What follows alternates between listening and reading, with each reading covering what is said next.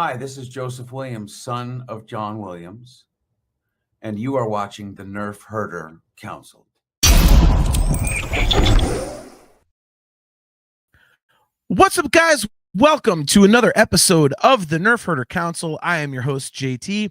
We are live on Facebook and YouTube, as well as the Facebook and YouTube pages of the Virtual Cantina Network. We are also live on the Nerf Herder Council Twitch stream. If you're not subscribed there, go ahead and do that. And if you are not already subscribed to the Nerf Herder Council or Virtual Cantina pages, please do that. Click the like button, click the subscribe button, and hit that notification bell so that you are notified every time we go live.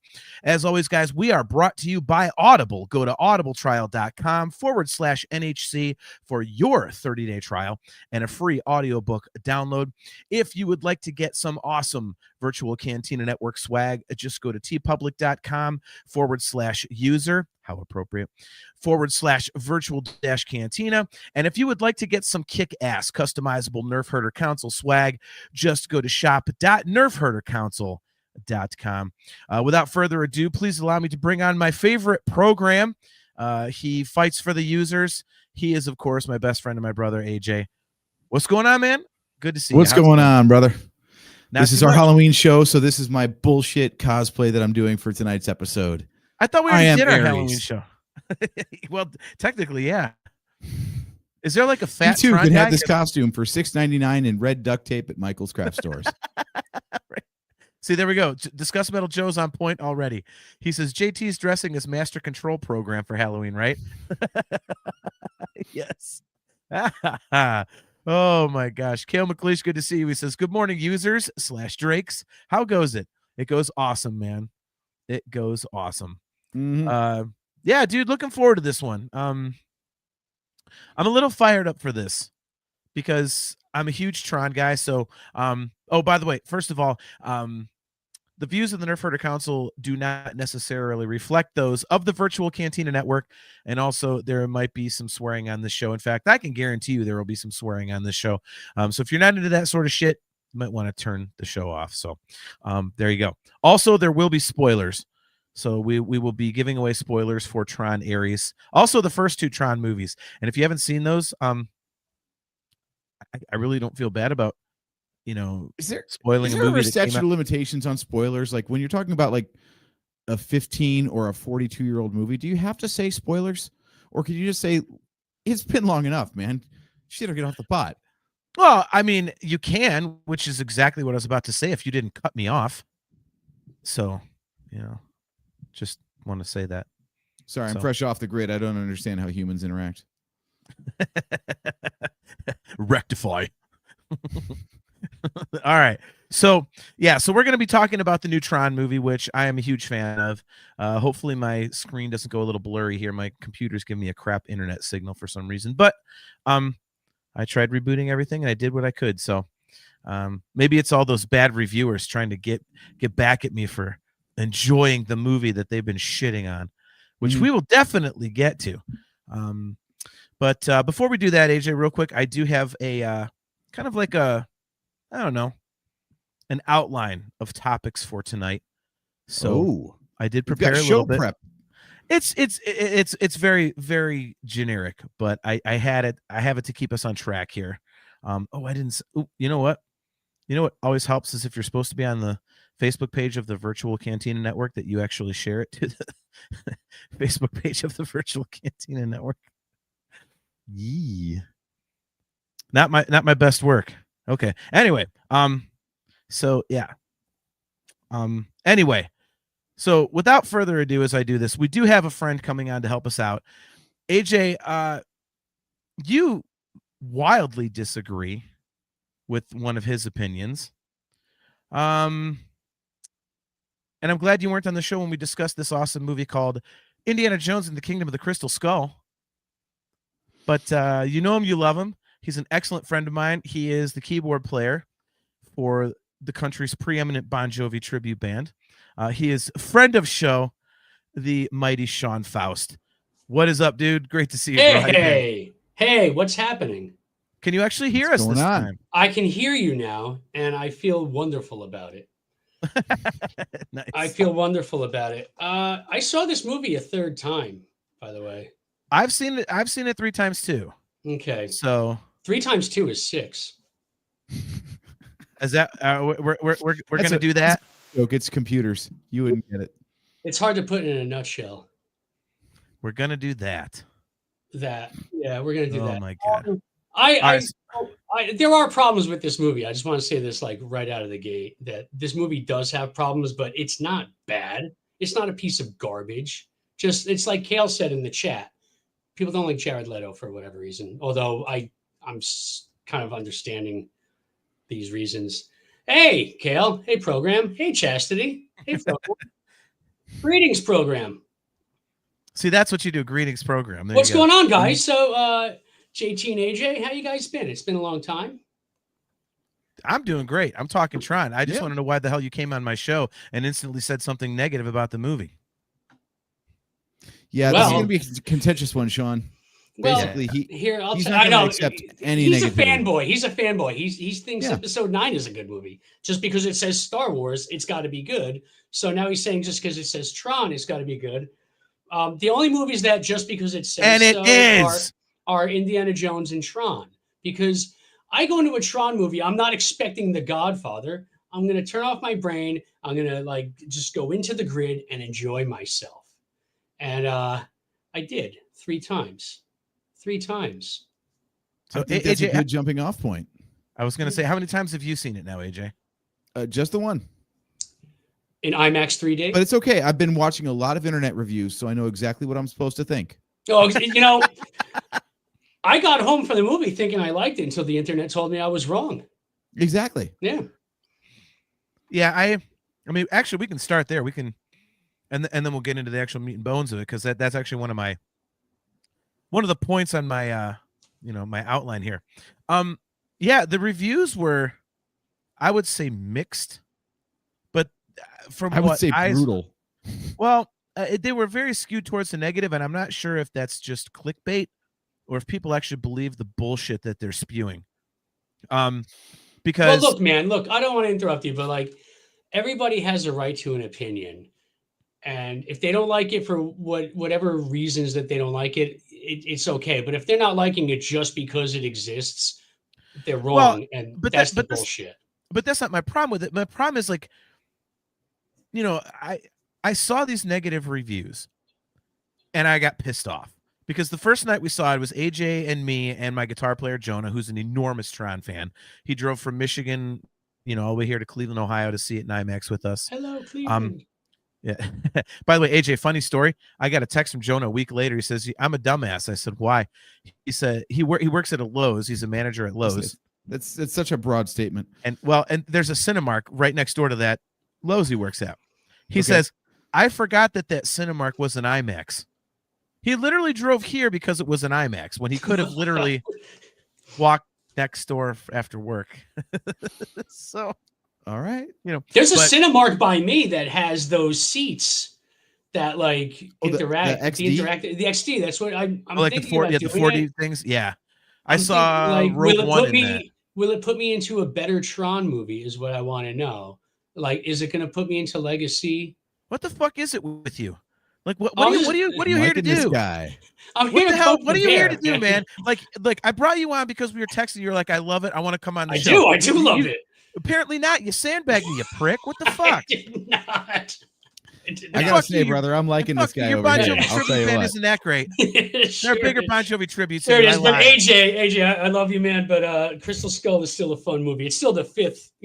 It's still number 5 in the ranking, but it's still. Now a he's good sucking movie. up to me.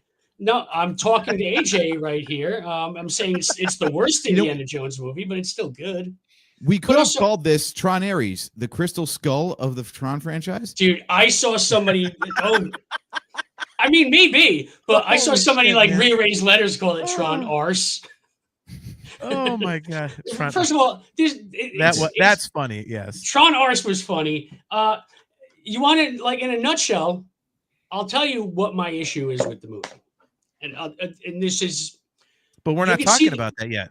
You're gonna have to hold off on fair that. enough. We're Fine, st- fine. If we Right, don't right, stick, fine. if we don't So stick we to love my this outline, we're movie. We love the screwed. movie. John says we love it. We all love it, and that's how it is. No. We were talking about seriously. If we don't Mhm. stick to the damn outline, we are No, screwed. I got you. I got you. Like Star Trek 4. I love Italian, and so do And you. so do you. Yes. Nice.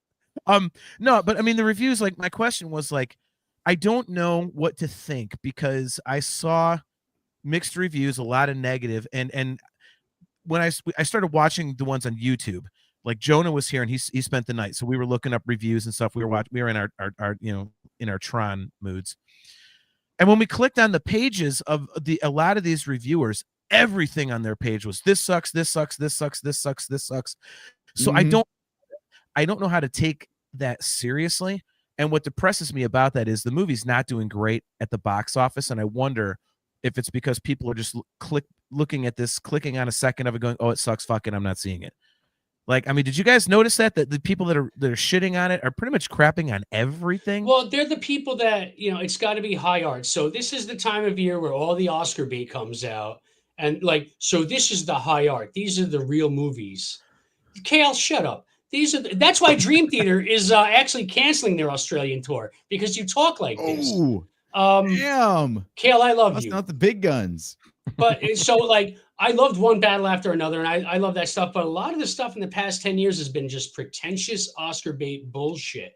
And these people flock to it because it makes them feel more intelligent than they really are. So something like this, where like just turn off your brain and like look at wow, that's gorgeous. And this is a very beautiful movie to look at, by the way. Just turn off your brain and enjoy the story, like or just enjoy the visuals, enjoy the 9 Inch Nails. Just it's not something that's like going to be high art. It's a Tron movie. Enjoy it. But these people are like, well, Paul Thomas Anderson and who's the other Anderson? Mr. Anderson. Well, yeah, and Mr. Anderson and Wes Anderson. They make everything from them. It's great. Like What's Her Face has this movie coming out that's like the same story we've seen a million times. Chloe Zhao, who did Eternals, which was great, but she did some Oscar movie before that. So it's Oscar bait. Oh, it's going to be the greatest thing ever. And these reviewers are just going to blow those movies where something like this. I saw the look on your face. Yeah. Go ahead, continue after saying the Crystal Eternals Skull Lover also is going to stand for Eternals. Okay. Eternals is a fun watch. Once you get past the first 15 minutes, though, that's kind of dog shit, like the beginning of Solo. But once you get past the first 15 minutes, it's fun stuff. Dude, Jesus come on. You and I have talked about this. You and I have talked bring about this guy on the show. Okay. Right. Anyway, so these people like blow all these Oscar winners, but when it comes to just like putting on I don't know, dude. fun, I don't know. It can't be fun. It's got to be shit. Like so, Solo's got to be shit, or Scream has to be shit. Oh, Iron Man 17, it's got to be shit. Oh wow, this movie about a rock that's slowly eroding over time. Oh, it's high art. Oh, it's the greatest thing ever. No, you're not wrong. I can't stand those people. I mean, what did you think, AJ? Like with the reviews, did you take them with a grain of salt? Like, did you kind of dig deeper into the content providers like I did, or? See, I can't disagree with pretty much any of the points that the negative reviews had about the movie. The question is whether or not you care about those points or not. To Sean's point, like if this came out as a summer blockbuster, what they call a popcorn flick, it's fine. It's totally fine. It's entertaining. It looks good. It sounds good. It's fun to watch. End of story. That's fine. That is totally fine. There is a room for those kind. We just did Killer Clowns from Outer Space, for fuck's sake. Okay, so clearly there's room for schlock in our entertainment, and these people that are like, well, they didn't dive deep enough. It didn't ask the hard questions. It really didn't say anything. Like, yeah, it's a summer blockbuster movie. It's not supposed to say anything. It's supposed to look cool and sound cool, give you 2 hours of entertainment, and then you walk out of there going, wow, wasn't that cool? Yeah, great, mission accomplished. Yeah, I get it. I'm a Tron guy, and we'll get to the rest of the outline here in a minute. I get it. I'm a Tron guy, so it's like I'm predisposed to enjoying it. But I do agree with Sean because I think, especially with the visuals and stuff, which is something else we'll get to down the road. But especially with the visuals and this, I mean, it's a popcorn flick in a way. Like I completely agree with Sean. Like you're there to be entertained. This is not like Oscar worthy or, whatever. This is not meant to be Citizen Kane. This is like, hey man, look at these awesome visuals with this awesome soundtrack and, something that's completely unique to movies. Like there's nothing else like Tron. I mean, really. And so I don't understand these reviewers, and especially when I go on their pages and look at other reviews they've written and everything's just negative. It sucks because it seems like clickbait, and it seems like people are getting sucked in by that because people will not just go see a movie, even if all the reviews are crap, and just make up their own minds. So, but that being said, let's get into the first of my outline points, which is actually the second, since we already did the reviews part of it. All right, the story. Let's talk a little bit about the story, which was, again, with the reviewers. They said, "Oh, there's no story there." Fuck you. Yes, there is. There's two stories. This is my take. There's two stories depending on how you want to look at it. You can look at it straight, and just straight ahead as an action flick. It's they're trying to get the permanence code. Okay, it's the good guys versus the bad guys, and let's get the permanence code. Whatever.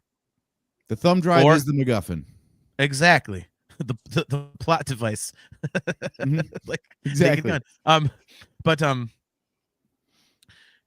Or you can look at the deeper side of it, and there is the whole AI becoming self-aware discussion, which, and you can see it both ways, both at once. However you want to look at it, there is a story. So I completely disagree with the reviewers who say that. Well, there's no story. Yeah, there is. They're not just running around like fighting on light cycles. It's not like the video game where you just get to choose a different game and then just like if you die, like, oh, movie's over. Like, no, I mean, what the fuck are you? Again, I'm just gonna bash on the reviews the whole show. I'm just warning everybody. Let's do that.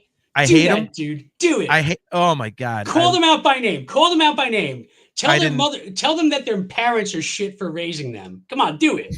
I would do that, but I won't. I don't remember the names, and I wouldn't give them the time of day because they suck. Fair enough. Okay. Fair enough. Yeah, I loved it, man. I thought it was cool. Did you? Yeah, I enjoyed it. I mean, the AI thing, it's timely.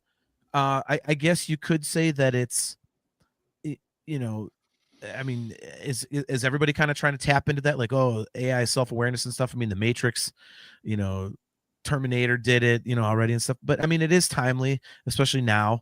And they tied it into the Tron universe, which was cool. I think it made sense. And as a straight up story, good guys versus bad guys, it was cool. It made sense to me. Like, yeah, they're trying to bring stuff into the real world, and okay. And one of the things that I saw that several reviewers said, well, this is so stupid. Oh, it only lasts 29 minutes. That's so dumb. Okay, well, but the problem is you have to have that, because if you don't have that, then all you have is them bringing stuff in from the grid, and they just eradicate everyone. There's nothing there to prevent them. I mean, it's basically there to say, like, humans can't really destroy these on their own very well. So let's put something there that kind of mitigates that. I thought it was very intelligently done. So I really dug it. I thought it was fun. I thought it was cool. Having seen those reviews, I was so excited for this movie. I was so excited. And I was nervous because I didn't want to go in with these sky high expectations, because that's when your balloon gets popped. And then thankfully these reviews kind of like brought me back down to earth a little bit. And then when I went in, I was like, okay, I'm back to, okay, please be good. And I loved it. And I thought the story was cool as shit. So thank you, reviewers, for, I mean, in that respect, that's the one good thing. But yeah, I liked it. I liked it from both angles. I thought it was interesting. It kept my interest. And by the way, everything I'm saying on this show, my wife agrees with, and we agree on a lot of things, but not usually 100%, especially in nerd stuff. Like she likes a lot of the same things I like, but she'll see it from different angles. No, she saw the same things that I said. She's like, I don't understand why they say there's no story. You told me that they said there's no story. There's like two stories going on. And she said the same thing I just said. And I'm like, yeah, what are they looking at? I mean, it's like they go in there just trying to hate it. But anyway, enough Well, of that's that. dude. You just nailed that. People are going yeah. into hate watch it. I'm sorry I No. interrupted you, AJ, but people are going in to hate it. Yeah. Well, you know what I texted you, but we'll get to that eventually because AJ was about to say something until I so rudely interrupted him. Yeah. So I love the story aspects of it, AJ. So what did you think story wise? So I think there's a difference between plot and story. Okay. Plot is there are events happening, and story is their development throughout the runtime of the movie. And I feel like this is, being a popcorn flick, more plot than story, because I don't really feel like the characters started in, they were this character, and then throughout the events of the movie they grew to be a different character. They learned something or they grew.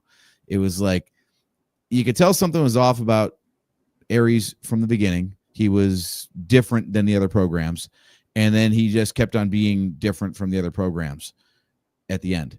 I guess the president of NCOM changed a little bit. I forget her name. I'm sorry.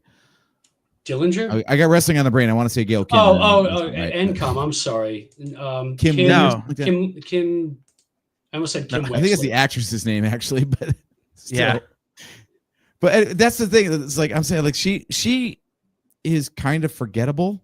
So I'm like, I didn't really care about the characters that much. I don't feel like, Jared Leto's character went on much of a journey, and that for him dominating all the marketing and everything, he's expected to be like he's front and center, and it's all about like how he grows over the course of the movie, and he really doesn't. So I could see some of those complaints.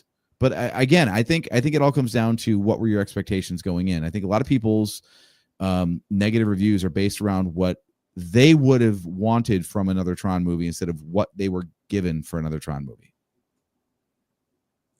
Oh. So Kale McLeish says, I've probably had more mates say this sucks than it's good. Well, then you need some new mates, my friend. Yeah. Yeah. I completely agree with that. By the way, it's Eve Kim is the character. Eve Kim, I was just yeah. Okay. And Tess was the other one, I think.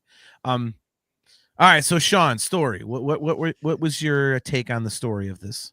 So I disagree with AJ to a degree. Like we do see Ares there's a completely different kind of Ares at the end of the movie than the beginning, and I'm not just talking about the hair not being greasy anymore, but it's nice. true. Do I have to update my cosplay here? But he's growing initially, and then he sees that Eve Kim is showing concern for his well-being when he starts to de-res in the real world, and it makes him grow a bit more. And it became that whole thing of like AI wanted to be more human. I've never gotten a meeting in my life. I don't know what the hell that was about. AI wanted to be more human. That I texted John. I was like, "Hey man, do programs dream of organic sheep?" Because it almost played into it. And like the more I've seen the movie, the less I get that vibe, to be honest. But Ares does grow throughout the movie. The thing is that nobody else does. It's just that Dillinger is over the top bad, but it's really fun to watch, over the top Dillinger evil. And he doesn't change at all, aside from mid-credit scene, which is still not changing. Eve Kim, she runs a lot, and she's willing to take the heat. She's willing to be like, oh, this giant recognizer is going to kill everybody just to get to me. Well, I'll just give them me, because the thing you said about expectations, like stop people. Let me get on my soapbox for a moment here, please.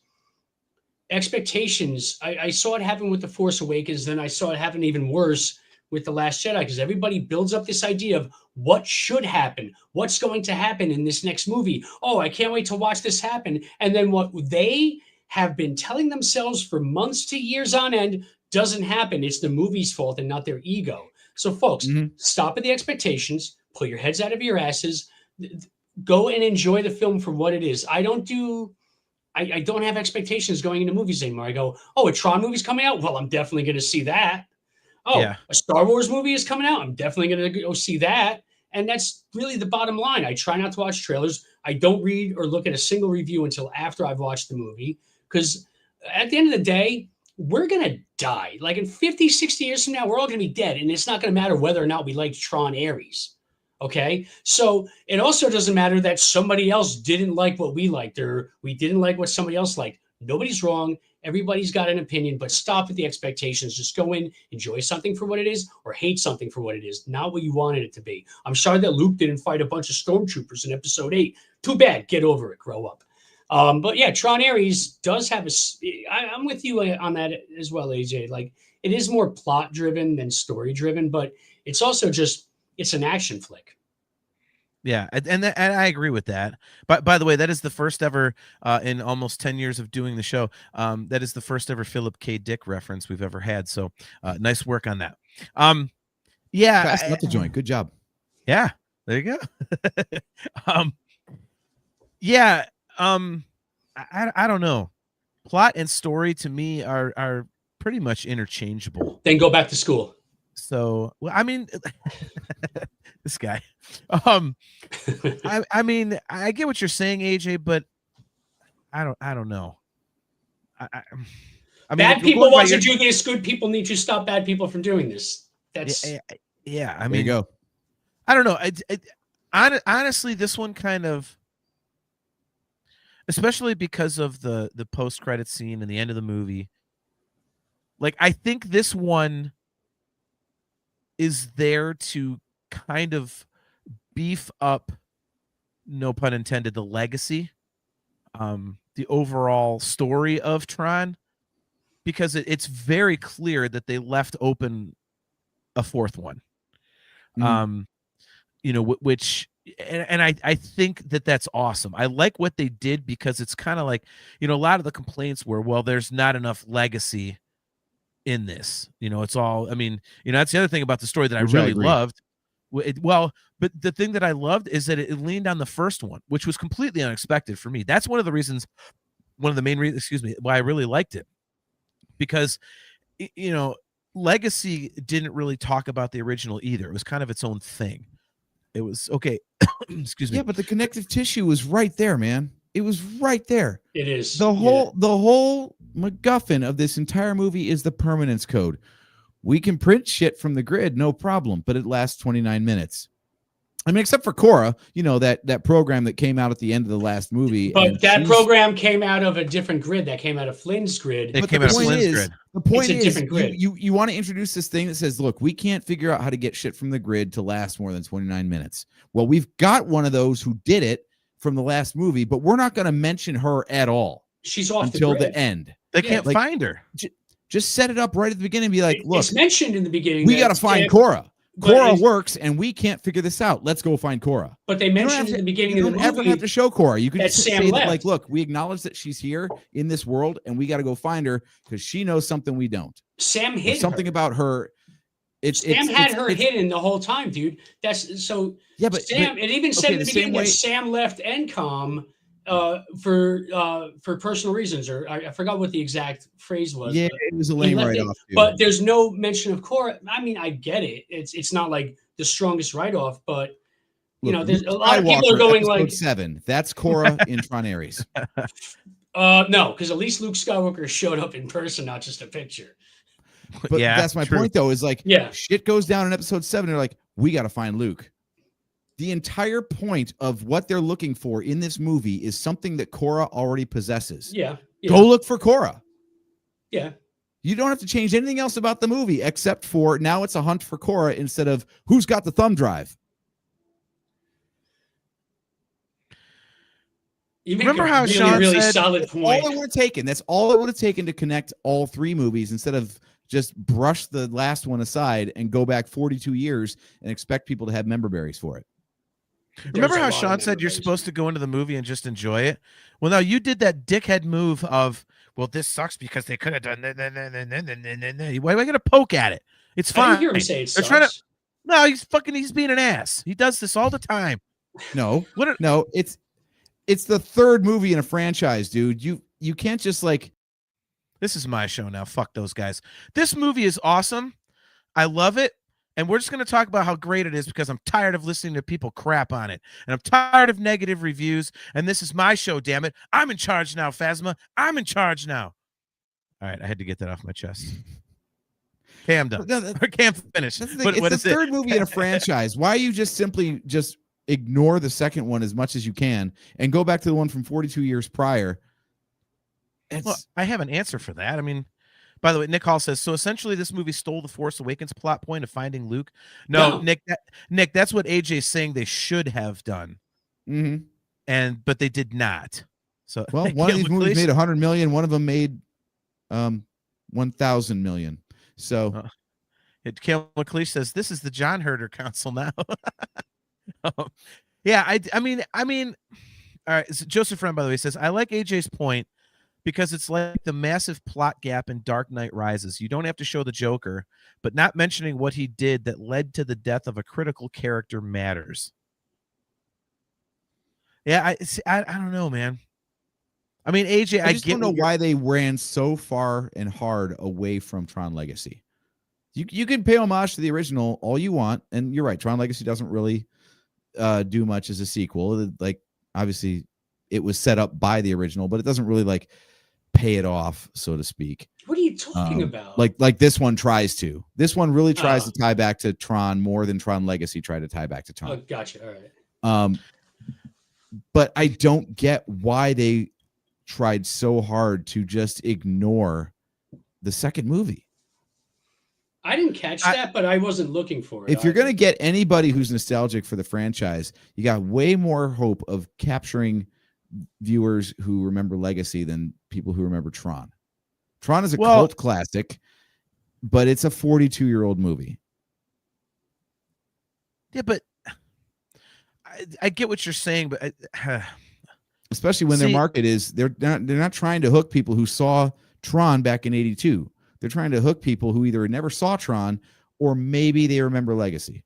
Yeah, but even when Eve Kim gets sucked into the grid, that's right in front of Sam's place.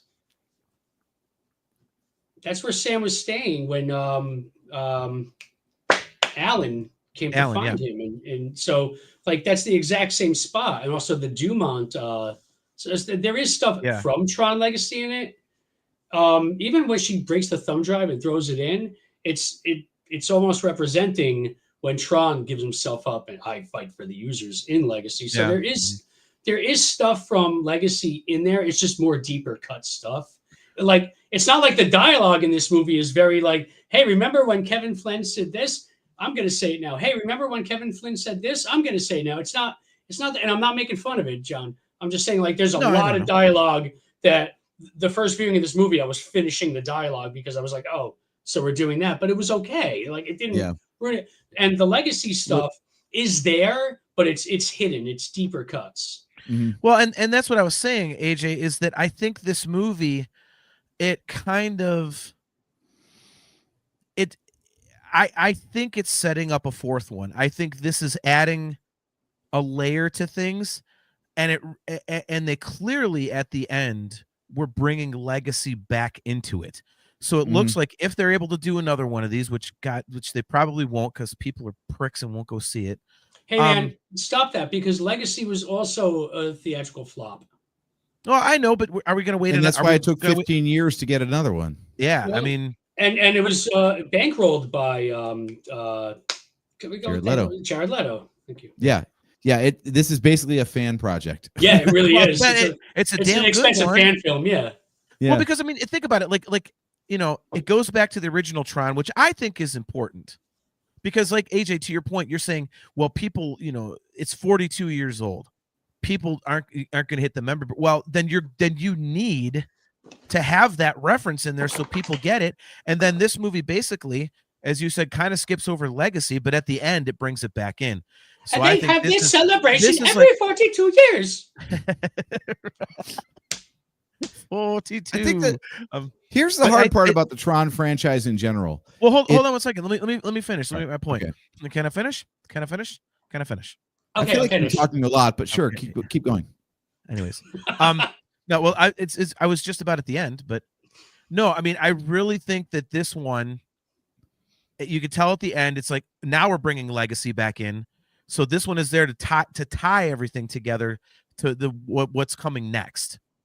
You know what I mean? Like it shows Korra, and he specifically says, like, I feel like there's other people out there who have the same questions I do, and it shows him holding a picture of Korra. Like, so they're doing that. So I think this one was always intended as a setup for the next one all along to really bring this stuff together. So I understand what you're saying, but I think when you look at it through that lens, I think that it does involve legacy, and it's just, hey, like, to be continued kind of a thing. So see, it's tough because especially in today's climate, a sequel is not guaranteed. We've seen it with TV shows where they set up a cliffhanger at the end of a season. Oh, but you only got one season, so I guess that's never getting resolved. Even in this franchise, Tron Uprising, great animated show, came out 2 years after Tron Legacy, set up a massive cliffhanger at the end of episode 19 of season 1, which why they run 19 episodes in the season, don't ask me. But they set up a cliffhanger because they're like, we'll pay it off in season 2, except you didn't get a season 2. And like you said, I do not expect a Tron 4. I do. And I understand I'll be an AARP card carrier first. I mean, it took how many years? 23 or something like that between the first and the second one, and 15. So it is getting faster. It might only take like 9 or 10 years this time. 28 years. 28. 28. Yeah. 28. Yeah. I mean, AJ, you're not wrong there, but I would rather them set it up, rather than have it like a solid ending and then go, okay, we're going to make a Tron 4. Like, it's better to leave it open. And I think they did a great job. Like, it can either end here and you're cool, or you've got plenty of stuff of, meat on the bone to have this continue. And anymore, honestly, like, if let's say it does kind of, get into the whole cult classic status, like, Sean, I mean, you made a great point, like Legacy, and AJ, you mentioned it too, was not great at the box office. But now if you ask Tron fans and even people that came into it late, they're like, dude, that movie kicks ass. Mm-hmm. So, I mean, this could be a case where maybe they decide, well, there's enough interest there. Maybe we don't do it theatrically. Maybe it's a show. Maybe Tron 4 is like an episodic thing, like, like they did with Kenobi. I was thinking about that. Like, Tron is the one show where people are shitting on the volume these days. Like, oh my God, it's a cost-cutting measure, and yeah, it looks okay, but you can totally see it. And like, if you're going to have something look a little artificial and a little digital, Tron is perfect. Yeah. Set it in the grid and be like, yeah, we're doing it all in the volume. It's going to be dirt cheap because it's all just Unreal Engine nonsense, no practical sets required. And let's go with this.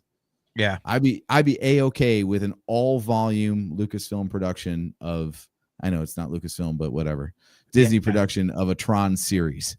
I think that would be great. No, I agree, man. I agree.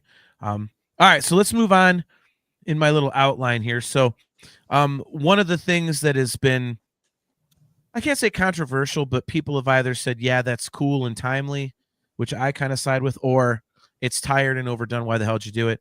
What did you guys think of the AI plot line? I had no problem with it. I thought, I mean, is it kind of, I guess a little obvious, to do the whole AI getting that makes self-aware thing, but I don't think there was much of one. Well, it was definitely, he was a program, and then he became self-aware, and like he says, I am, what was it, something, and I am powerful or something. That was the quote from Frankenstein. Yeah, what was the full, I forget the full quote, but yeah. And hasn't that been baked into Tron from the start, though?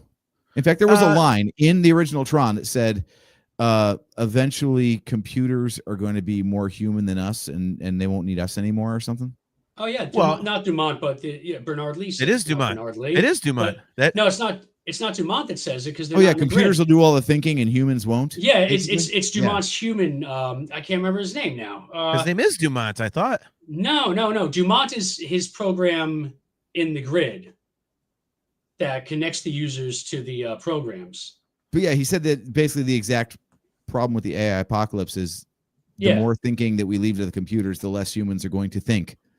And that's exactly what's already been proven true in the real world. So yeah, I mean, I guess there's an AI subplot, but it's been baked into Tron from the start. So that's why I don't really give this movie credit for it. Dr. Walter Gibbs.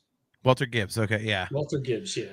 Well, Thank you. I guess so, Walter. AJ. But I mean, were you okay with that being a part of this? I mean, because I mean, was it too obvious? Like, I They mean, didn't really call attention to it to me.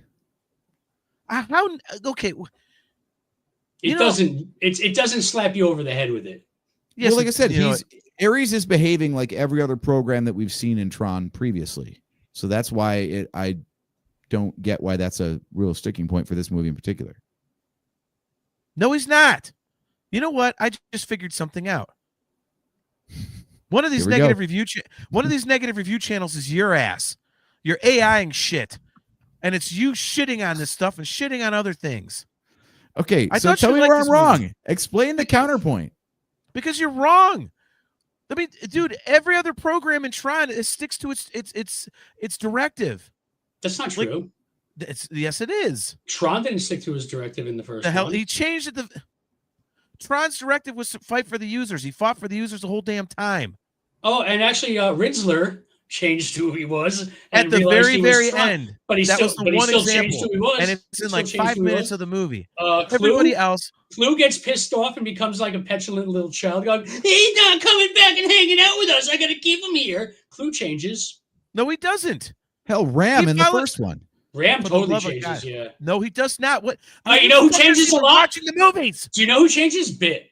It does change. Every now, most of the time he says yes, but every now and then he says no. Nailed it. Yes. You assholes don't even watch the movie. What are you talking about?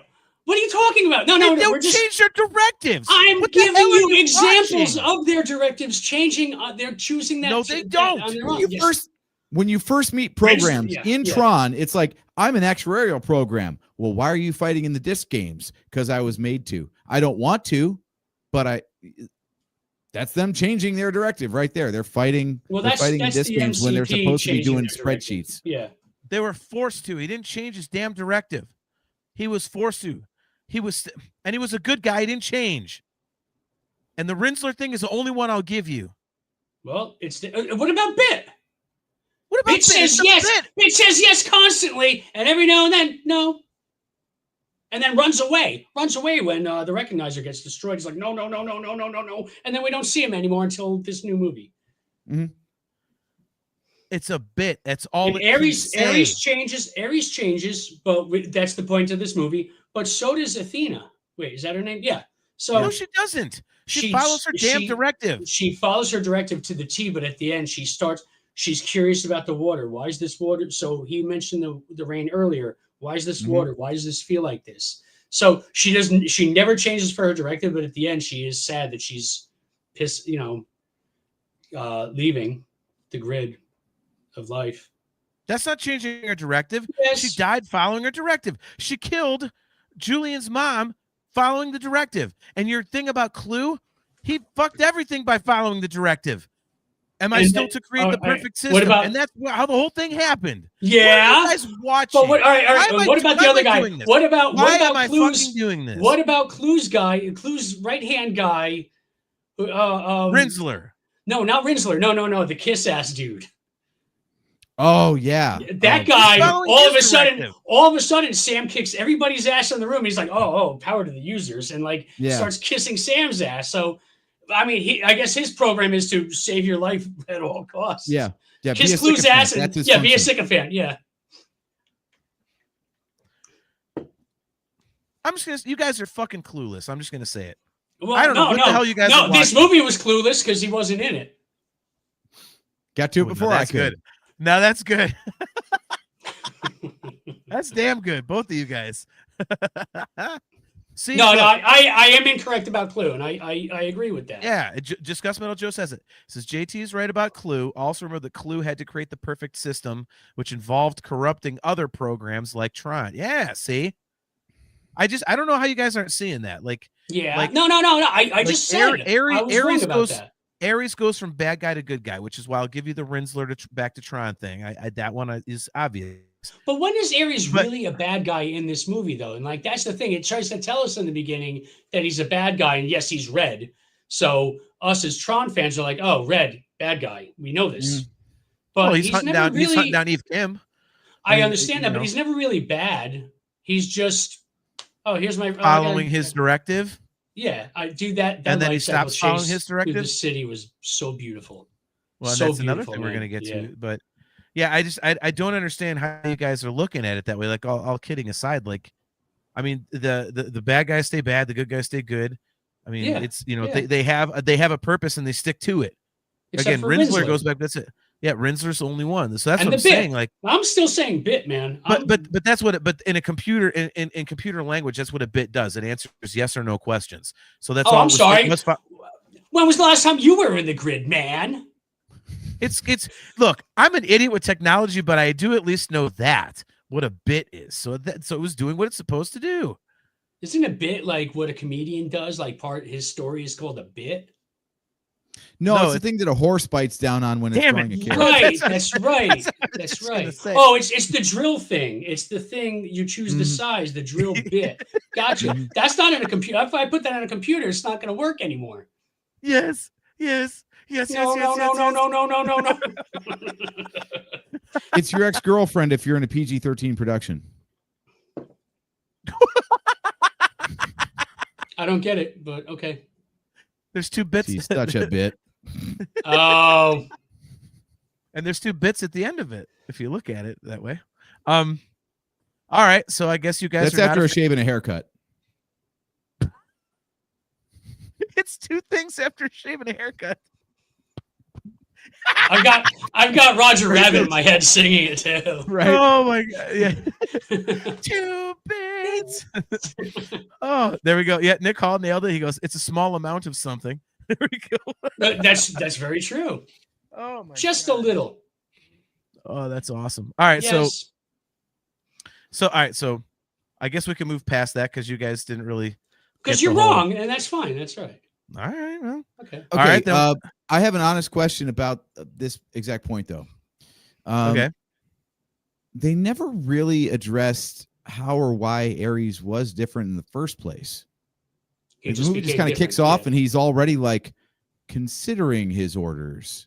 You know, he's more thoughtful instead of just going like, "Yep, got it." Like, why did he want to be permanent in the real world instead of just like living in the grid? Did I just miss that plot point, or did they just never bring it up? No, and I'm not being cynical. I mean, like, honestly, did I miss something? They touched on it, but just not enough. Like but it is touched on. But I mean, he's a learning program, so he needs to understand everything and why it's happening. Well, and remember when he was de-rezzing, like at the end of the pier, at the end of the light cycle chase, which good call, Sean. You know, she says, "You're a program," and you see his his HUD, and it says like empathetic response. Yeah. Oh, and that's where he that's where he's kind of like, oh wait, what that, like it's him learning emotion.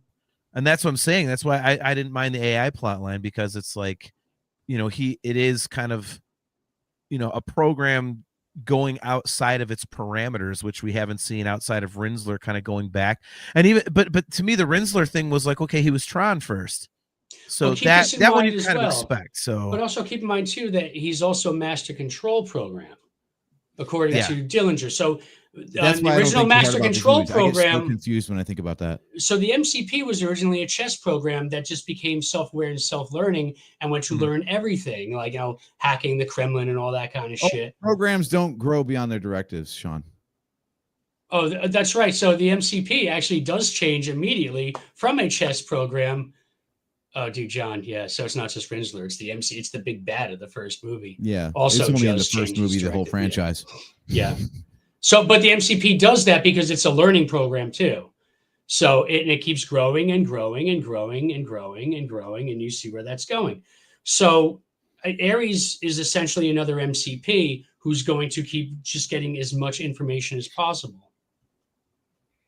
Okay. All right. So that's why he's inquisitive, and that's why, like, so it's mentioned in the beginning, like, oh yeah, so he's this and he's a killing machine and all that stuff, but it's not touched on long enough for it to sink in once we start to see him grow and become inquisitive. I think the real B plot of this movie is not AI. The real B plot of this movie is 3D printing. Because I have been watching a YouTube series of a guy trying to print a human-sized Lego set for about 5 months now, and he's only like halfway through, because that's how long it takes to make 20 size scale. See, there you go. The Bon Jovi. But if you guys want to print just- Lego at 20 times its normal size with a 3D printer, it takes a literal phalanx of 3D printers months to accomplish the task. And yet, this movie's like printing people in like 30 seconds. Yeah, but Dillinger's a That's billionaire. that's my B plot right no, there. he's a Fuck billionaire. AI He's got the revolution. If money. you can print shit that fast, Yeah. there you go. No, let's see, he's got money. And with money, you can do anything you want to, especially when you're a billionaire. That's why Dillinger can do it. And this guy is probably still waiting for the head of Lego Man, like, to print. All right. So Kale, what we're saying is, this is what happens when you tune into a review of a movie you haven't seen. yes, And then That's all right, Dream Theater Cal. showed up and played a song halfway in the movie. It was great. that's very true. All right. So we're in disagreement about the AI plot line. No, we're let's not. let's move on to the next item on my outline here, which AJ kind of touched on, characters. I don't have a lot to say about it because in a movie like this, I don't give a shit about the characters. It's a cool story. There's cool shit going on. I'm not looking to get emotionally invested. One of the major complaints was the whole part about, Eve and Tess and how Tess passed away, and they basically just kind of glossed over the fact that, they're sisters and the one sister died, and but I thought it was fine. I mean, it's and I think the reason is because whatever they ever do in Tron, nothing is ever going to top Flynn as a character, and nothing is ever going to top the father-son story and legacy. There is such an emotional aspect to that, and they're never going to top that. If they do, it'll be unbelievably great, because I don't know how they can. Well, you got to keep in mind that Cora is also Flynn, because she's got Flynn's disc, not her disc, when she leaves the grid. Yeah, well, no, 100%. Which So- just lends. So I itself hope more Sam to- and Cora are not hooking up, because that's creepy. Well, we haven't seen that yet. Well, no, kind of, isn't it? yeah. But yeah, I mean, I thought the characters are fine. I can kind of understand where people were like, yeah, Eve Kim is just kind of there, and Julian Dillinger is kind of like just the stock bad guy, but I didn't mind it at all. It was like, okay, that's cool. It's like, I'm here for things other than character development. To me, that's not what Tron is about. To me, Tron is about all the of it, technology dude. and the visual. Mm. Yeah, and the thing of it is, like, the characters didn't take away from it for me. I mean, it was, they were interesting, and Basically, you're saying the characters didn't get in the way. That's what you. well, That's yeah, your positive review of the characters. well, yeah, because because I'm not there for that. They moved at the speed of plot. Look, That's true. I can. That's a very good way to phrase it. I mean, look, dude, it's the reason why I won't go to see Metallica, because the drumming gets in the way. I go to Metallica to hear my favorite songs, but the drums get in the way, so I won't go. If the drums weren't getting in the way, I would go. So, like Tron, I'm there to see my favorite movie stuff, and the characters aren't pissing me off to where I want to walk out of the theater. It's like, okay, cool, that works for me, So I thought it was fine. I didn't have a problem with any of them. I thought the Eve Kim thing was kind of cool, how like she brings back space paranoids, and her sister was, they're kind of like two peas in a pod, is like kind of like me and you, AJ. I hope you don't die of cancer as a younger sibling. Jesus Christ, but- dude. Well, I mean, come on. He doesn't like Tron Ares. I can at least make a joke.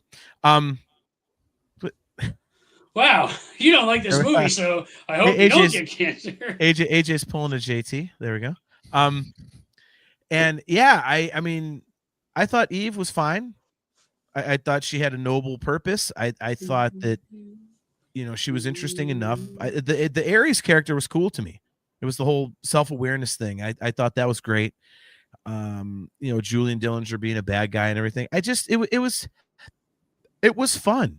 And the characters were part of the fun. I mean, were they stand out over the top? No. But let's be honest. Every single Tron fan that walked into that movie was waiting to see Kevin Flynn. So, I mean, are you really focused on those characters, or are you just counting the minutes until you see, Kevin Flynn? So that I think, at least to me, that played a part. So I didn't mind the characters. What Well, AJ, I know you're not an Eve Kim fan, so delve a little bit into that. Well, again, I hate to be one of those people that is bitching about what didn't show up in the movie, but you took pains you spent so much time trying to get the audience to care about these new characters when you had characters from previous movies that you could have just continued on with and got on with the story. I feel like a lot of time was spent making people try to care about new characters when, like you said, people were counting the minutes till they could see Kevin Flynn. Okay. What if we want to see Sam and Cora? They already had characters people cared about. Yeah. Like if you're gonna say, hey, it was a great payoff to see Kevin Flynn, well, then you can't also say it was also great to have to learn about new characters and give a shit about them immediately. Like, how can you care about the legacy characters and then also say, but I really liked having new characters that meant nothing prior to this movie? It's a little bit weird to me that way. Also, my problem was I just didn't really care about Eve Kim. That whole thing was the Tron piece was interesting to me. Sorry, I keep calling him Tron. He's not Tron. Tron's not even in the movie. But Ares was interesting because it's a new program and we don't know anything about him, but he's from the grid, which makes him interesting in a Tron movie. Real people in a Tron movie are generally not that interesting. They're not the point. The point is programs and the digital world. So I liked all the digital stuff. I liked Athena. I gave zero shits about the real world characters that were introduced. Okay. You had the practically like mustache twirling villain, and then you had the completely bland, uninteresting heroine in Eve Kim. I didn't see any heroin. I didn't see any drugs at all. Too easy, low hanging fruit. Like an orange, maybe. 3D printing an orange is pretty cool.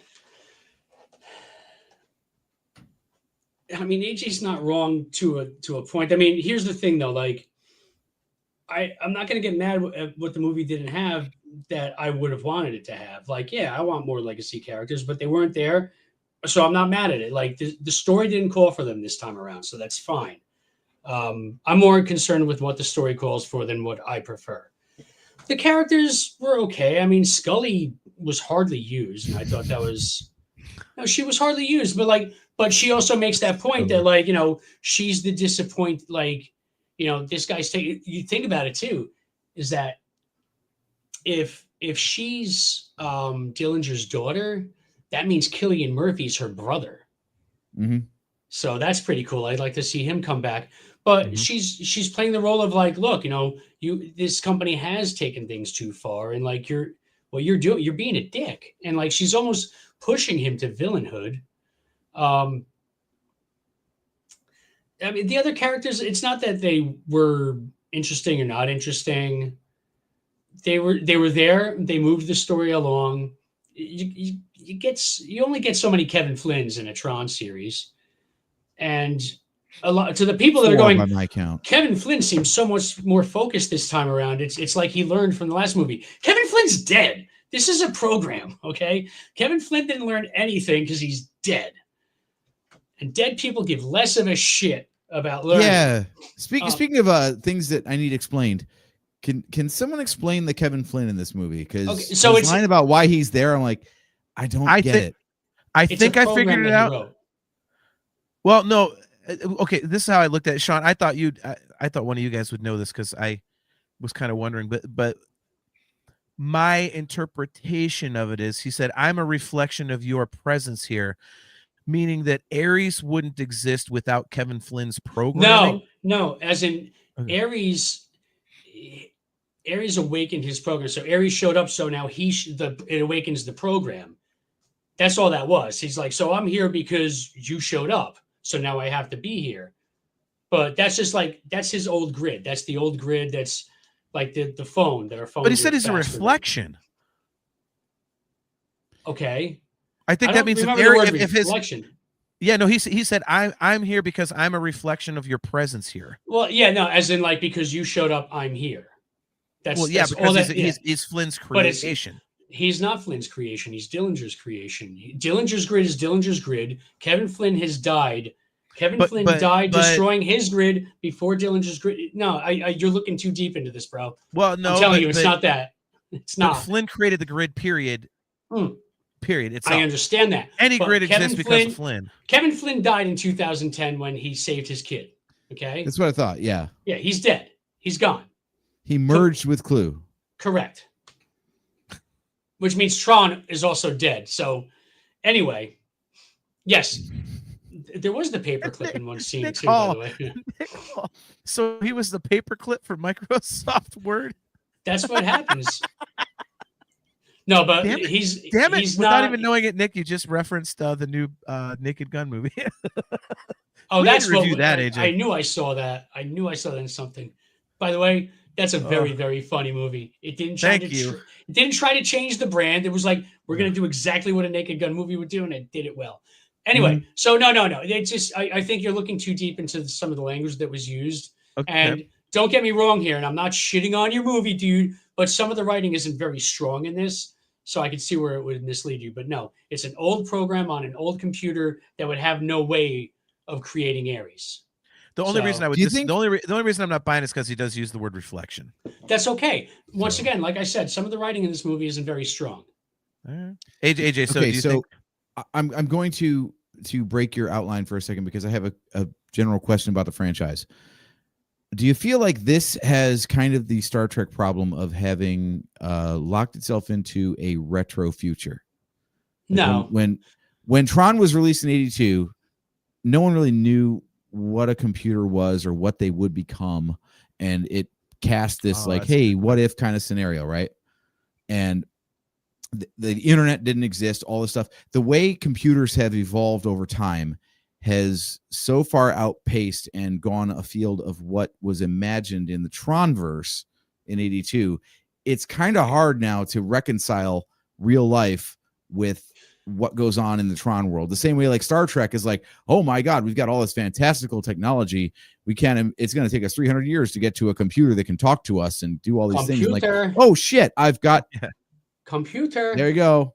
But what I'm saying is, man, no. But like the thing about the Tron movies, though, is that it acknowledges that technology has also advanced. So technology in the 2010 movie, it also acknowledges the year that it's in. So it doesn't trap itself in that time period.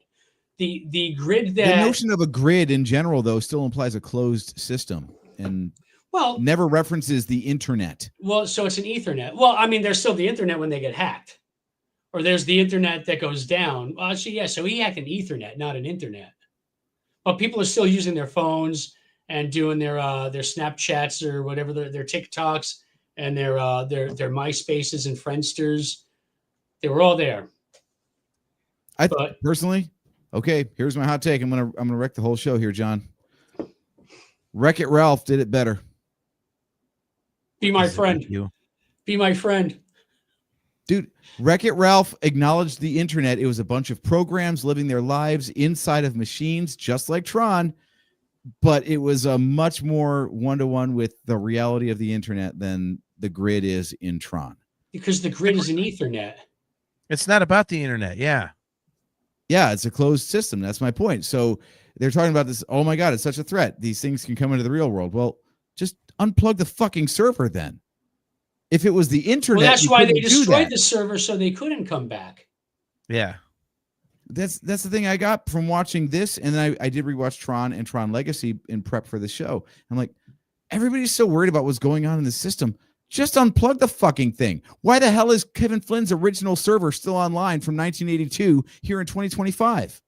If it's that big of a problem, just pull the plug. The plot demanded it happen. That's why it happened, man. Like it was sitting there in a museum of sorts in this movie. They kept it plugged in the whole time. See, the thing that like confused me the most is like, wait, so Kevin Flynn's been dead since 2010, yet this building has not been like taken over by somebody else. So, like you're saying, some of the writing is very paper thin. yeah, I'm which moving is, on. but it's fine. It's Moving fine. on. Yeah. Yeah. Look, That's what I'm saying about the franchise They- problem of it's based around a future technology that is no longer the future, and what they predicted is not the way things exist now. They can't all be Rise of Skywalker. They have to be good sometimes, okay? Okay, sorry. Yeah. I thought you were going to put Rise of Skywalker up here and try. No, never mind. No. You got a better chance of seeing God right now, my friend. Discuss Metal Joe. Was it like a George Costanza moment where they had to hook it up to batteries and move it from point A to point B? By the way, don't talk Rise of Skywalker just yet, because we got a little like bonus content after our Tron Ares talk today. So Okay. Is yeah, it about Rise of Skywalker? I'm not doing that shit. You've already pissed me off too fucking much. As soon as we're done, I'm out of here. And you know, people are going to say that Rise of Skywalker is. All right, so I've got a movie. I've got a bunch of notes that we'll get to after this. But yeah, I've got two more things on my outline. One is probably a more serious one, but the other one is just like a let's throw a party. All right.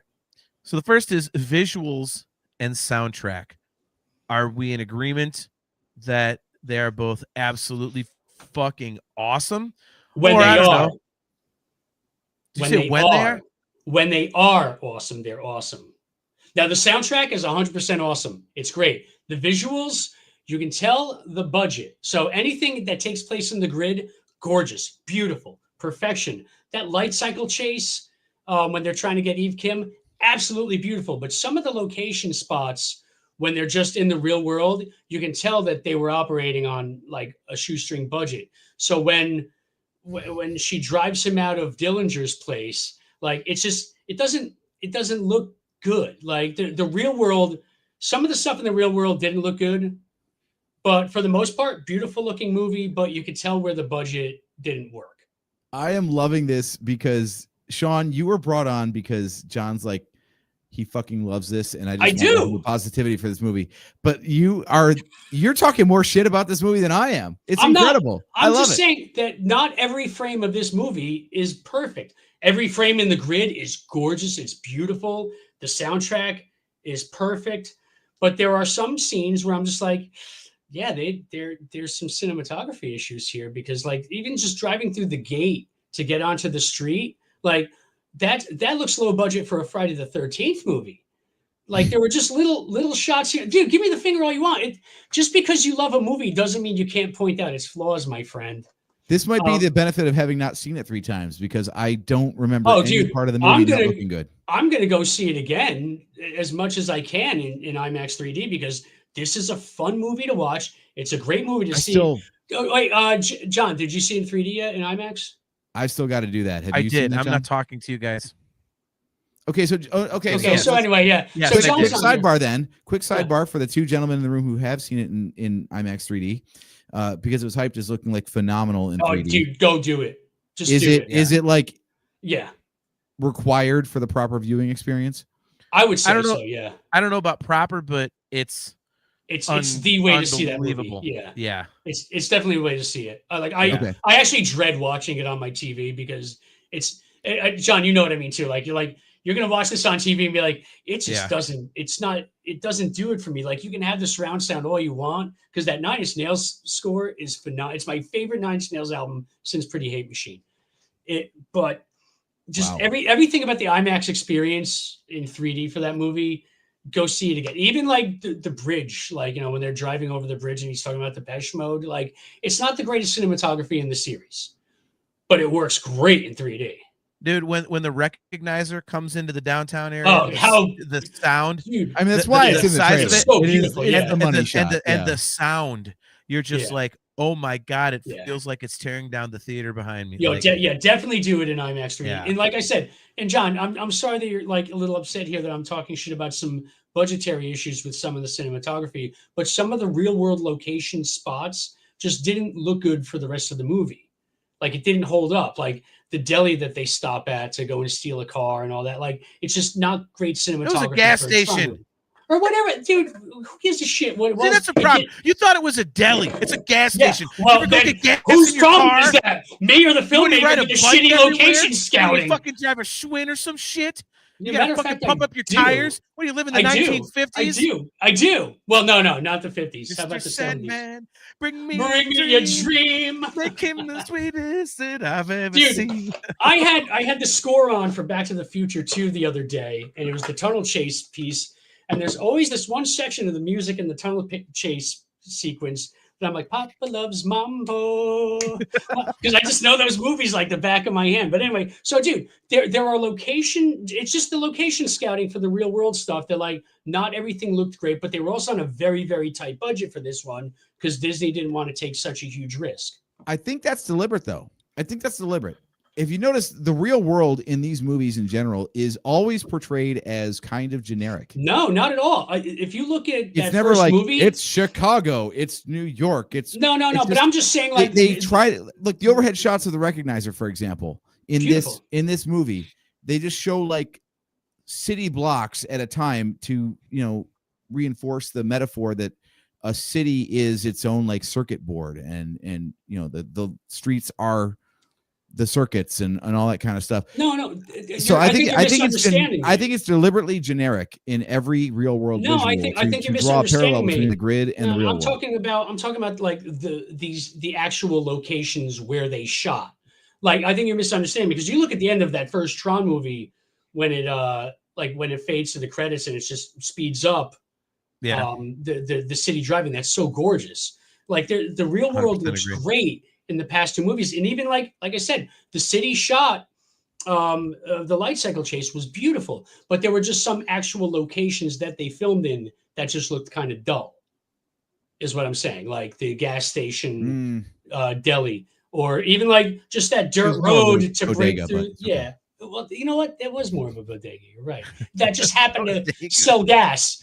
But like I'm saying, it's just like the road they go onto in this dirt road with this gate. It just didn't make sense. And can I bring up a couple like tiny things I'm tired of in movies in general? When you're running down the street and something comes at you and you duck down, nobody's sliding on concrete. It looked like shit when John McClane did it in Die Hard 4. It looked like shit this time too when those laser things were chasing her. I'm tired of it. You're not sliding on concrete and not ripping your pants. Doesn't happen. Sorry. Ask any biker ever. How in the hell did you come on in the first one to say, oh, you gotta just you're there just to have fun and watch a movie, and you're saying, oh, you can't slide on concrete, you're gonna rip your pants? What the fuck is that? The physics of no. This is my problem. It's just a thing that I noticed this other day watching. Like there are things that happen in movies that are done. It's kind of like in the awesome, like 5 movies had the "I thought you'd be taller" line, like it was brand new, like ha ha ha. It's funny every time. It's not. It's overdone. And this is the thing when you're running and you slide down a street. It doesn't. I'm tired of it, and I'm tired of the slow motion. I'm putting a leather jacket on. I don't care. I'm tired of the slow motion. I'm taking the cover off my car. I don't care. I didn't care. I didn't like it when Bond did it in Skyfall. I don't like it now. It's stupid. Here comes Kale. I'm gonna squash. Yeah, exactly. Don't talk shit about Bond. Yeah. You'll get the entire Southern Hemisphere pissed at you.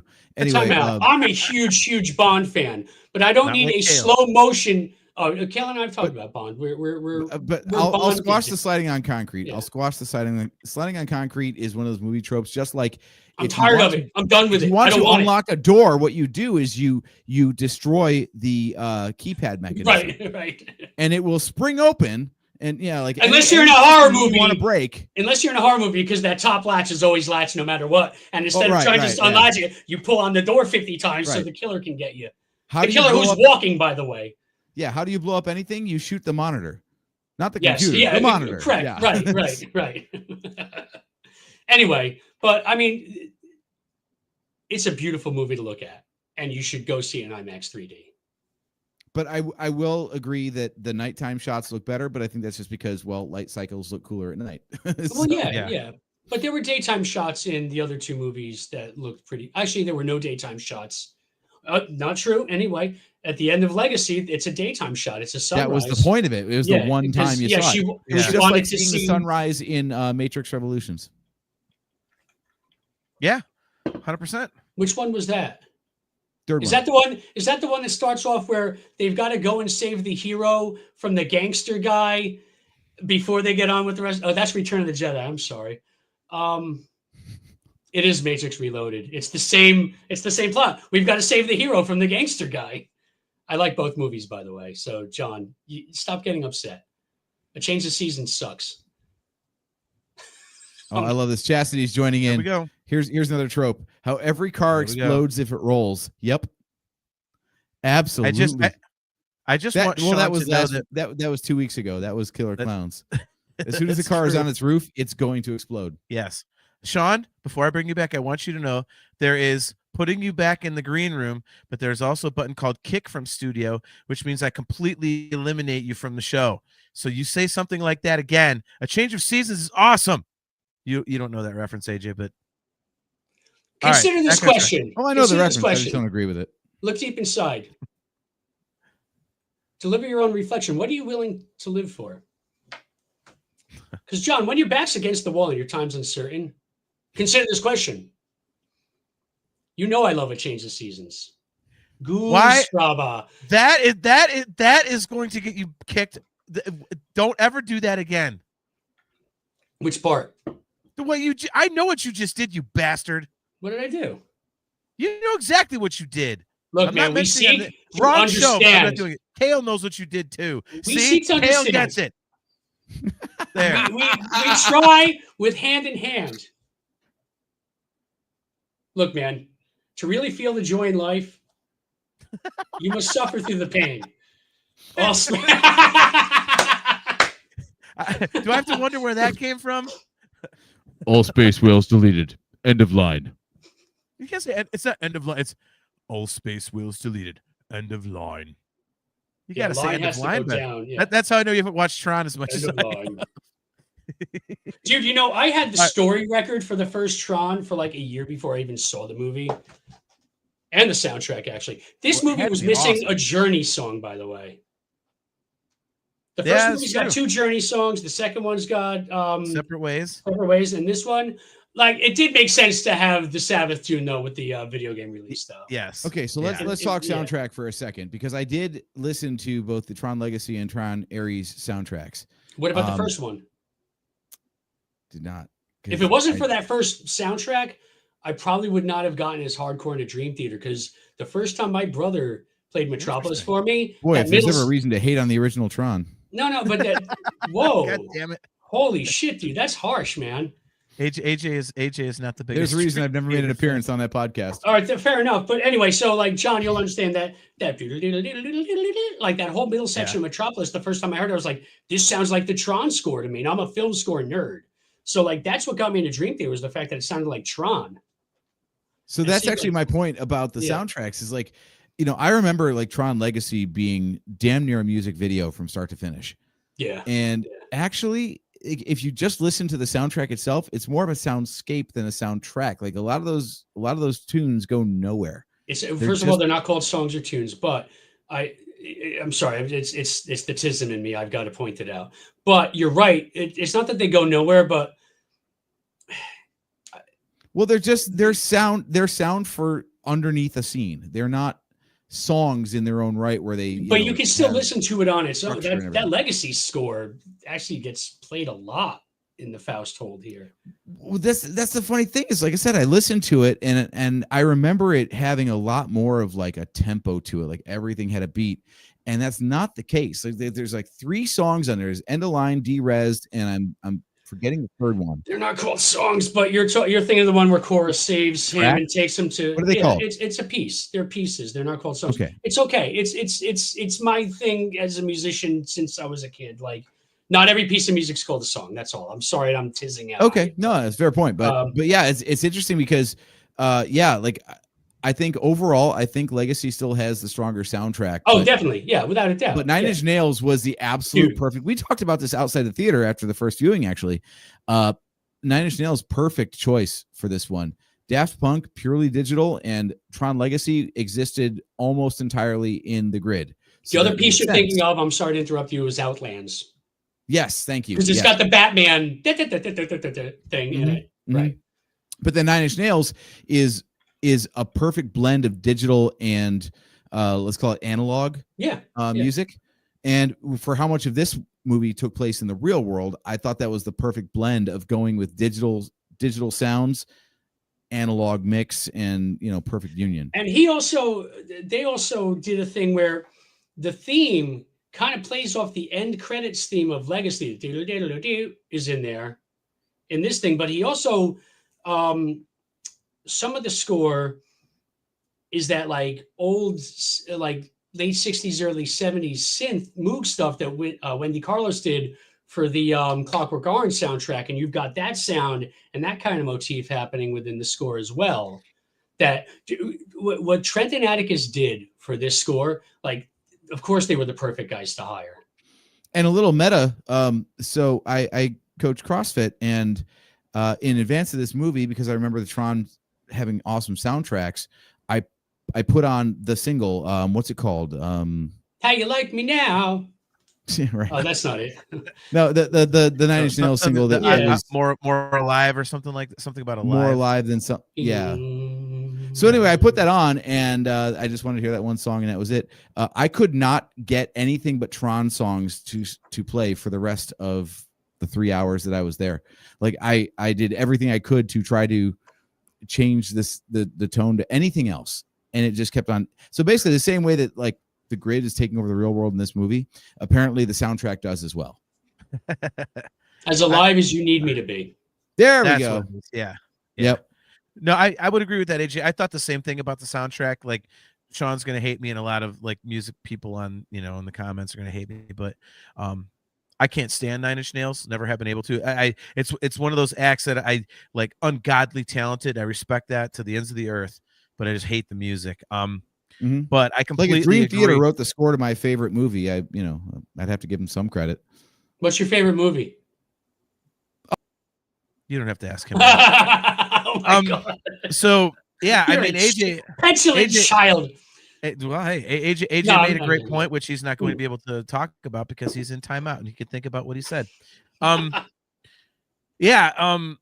I think you made a great point in saying that Daft Punk was perfect because it's like super digital, for Legacy, and then Nine Inch Nails, they it's digital but organic for this one. So I think you nailed it, and I'm sure Sean, like I was indisposed for a minute, but I'm sure Sean, you probably agree with that.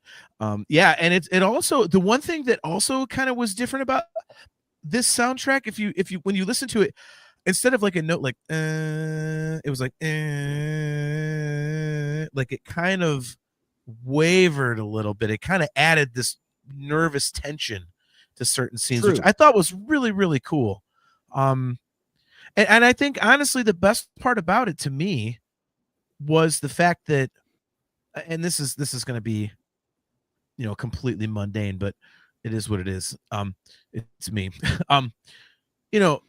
Following up the Daft Punk soundtrack is pretty much impossible, because even people who hate Tron love that soundtrack. I mean, that soundtrack is pretty much perfect. Yeah. And to follow that up is pretty much impossible, but they got so close to the quality. It was a tall order, but I feel that they completely they understood the assignment and they went all in on it. Yeah, I completely agree. Oh, I gotta shout this person out. Amy Widenhouse, good to see you. Thanks for, I don't know how you found my nerd podcast, but great to see you. So she and I have been messaging because it's on my Dream Theater show. We were on a Dream Theater thread, and some guy was being a total dick and was completely uneducated about Dream Theater. So, so we're like, they don't know how to play their instruments. No, Sean, the guy didn't know that James actually had a vocal injury during the Awake tour, and he was trying to shit on us for making. Oh, so he's just one of those dudes that wants to shit on things because he needs to shit. Yeah, he's uneducated. Basically, it was a political discussion about music. Anyway, well, I'll tell you, his parents suck. His parents are pieces of garbage. They're raised a piece of garbage. So fuck him and his family. I like it. But yeah, I mean, I think. And then we'll move on to my last thing, and then a few notes and stuff, and then AJ, you had that one thing you wanted to talk about, but yeah, I mean, it really was. I mean, it's an incredible achievement to create something that comes as close to the Daft Punk soundtrack as it does. But and again, AJ, to your point, incredibly accurate. It really does fit like the whole point of the movie. It's it is digital, Mhm. but it is organic. Like, I mean, it's just beautifully done. Digital sound. Tron Ares. And they didn't try to do Daft Punk 2.0. Exactly. Which I was Yeah. very They glad about, didn't yeah. try to copy and Daft Punk, to their credit, didn't try to copy what Wendy Carlos did. They incorporated some of it, just like Yeah. Trent did, but Trent and Atticus, I'm sorry. But they still did their own thing while understanding the universe that they were creating for. Yeah. Mhm. Yeah. All right. So before we get to AJ's thing, and I have a few notes that I just wanted to throw out after this one. I think there's something we can all agree on, and I will boot the shit out of either of you who disagree with this, like permanent boot, like the kick. We're in from America, studio. dude. We're allowed to disagree. Dude. See, now I should just take myself out now, because whatever you say, I'm going to say the opposite just to piss you off. No, well, no, you're not. In fact, check this out. This is how important it is, dude. The original Tron grid. Oh, They yes. went back to the original Tron grid. Not only did they go to the grid, but they painted the characters like they looked in the 1982 movie. They had Bit come back. They had the old school light cycle. That was worth the fucking price of admission in and of itself. That was awesome. I defy anyone to debate that. I mean, dude, you guys agree that 100%, dude. I shed a tear the first time. Yeah. Don't That fucking was- laugh at me, AJ. All right. No. I'm not laughing at you. It was so I'm beautiful not laughing to at see. you. I have to put myself on blast. That's when I took my pee break. Oh, dude. He did. Now you He gotta came go. back, Now you yeah. gotta go. You gotta go. Oh, dude. When He didn't first do it on gets in- purpose. oh, He man. didn't do it on missed- purpose. I missed what was probably the best scene in the whole fucking movie, because of course I would have Oh, dude. absolutely it loved to was, see that. Yeah. Yeah. It was So- now I wasn't crying like it's not like King Kong, like where I was like, oh my god, why are they hurting that poor ape? It was more like, holy shit, I never thought I would see this ever. Yeah. And Well, I was, and I the was way floored. they did it, Yeah. I mean, it looked the same. Like it. I mean, even my wife, she goes, "That is so cool." Like, Yeah, oh dude, it was oh my just, god. by the way, Kale, shut up. No, he should not do that, please. A no max score? Come on, Kale. I love you so much, dude, but no. Mac. Dream Theater's doing some more astonishing stuff. I didn't say that out loud, but I did. Yeah, you told me that a while ago. Yeah. And somebody also mentioned that Dream Theater did. Oh, Chastity was talking about God of War. She mentioned Raw Dog. That. Oh, yeah. Anyways, so yeah, 80s grid, Yeah. worth the price of admission, Perfect. Absolutely. especially in beautiful. 3D. Yeah. And bringing back Bit, like yes, no, like that is No. yeah. So, all right. So I have a few notes. If you guys want to jump in on any of this, go ahead. This is just like reflections. I liked how they just got into it. There was no elongated backstory. It was like, let's not screw around. They jump right into it. That was cool. Ares and Eve's escape from the grid tower Yes. looks amazing. Beautiful. And the score under it would like being something Yes. slow and like just kind of moody instead of like big action music Yes. made that scene even more beautiful. And can we talk about the digital cube water? How like when they're they're on like the skiff or whatever, like the the Solar jet ski. Sailor? And no, the jet ski. Yeah, She puts her hand down and she pulls up like a handful of water. It's all like cubicle, but the splash is on the screen. Like they made it like almost. They weren't round like normal water would be. It was actually cubicle as well. That was amazing. Did they do that in Legacy as well? I don't think so. I don't There think was Jordan- definitely water in Legacy, but I there's forget water if in the all three of bubbles were them. pixels as well. Yeah. I think they were pixels when Tron falls in. All three of them have a water scene, which makes me think that's where it's plugged into the wall. Because when Nice. when they start drinking, like in the first one, Ram's like, "Oh, this is what I need right now," and they're drinking the water. Energy, like yeah. you see them getting energy. That's where it's plugged into the wall, man. That's where you clearly can't take it Because, literally, man. computers don't want fucking water. Water and computers, not a good idea. Well, I think So- it's metaphorical water. exactly. Right. Exactly. That's my point. I liked how they basically kind of use Ares's like computerishness to expose plot. Like they kind of move the plot along, like his he's learning humanity, but he's kind of inhuman in a way. I like how they kind of use his personality to kind of push the plot along. I thought that was cool. So could you say that he is more human than human? I hate Rob Zombie. That's a Blade Runner line. Well, okay, but Yeah, I know. More human than human. dude, speaking of the Flynn grid, almost got him, Sean. You almost got him to talk shit about a Harrison Ford movie. dude, I love Blade Runner and Blade Runner 2049. What about 6 Days, 7? Blade Runner 2049 is my favorite sci-fi flick. What about 6 Days, 7 Nights? Haven't seen it. You would talk shit about it, I promise.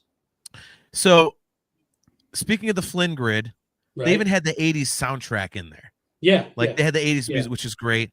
They had a really cool quote, I thought, when they were driving across the bridge. It says, "Being human is hard.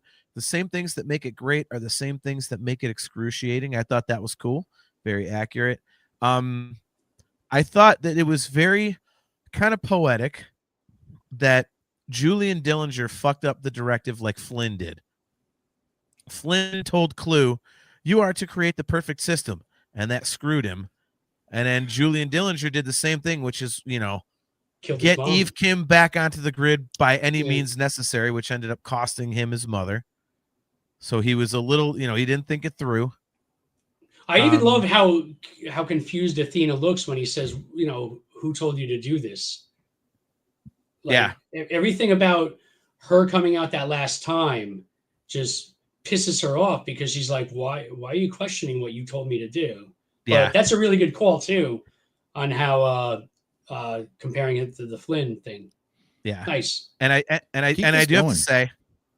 do have to say what that particular line because I have one more. You're making really good points here, and you're making me reconsider things because I haven't seen it as much as you have.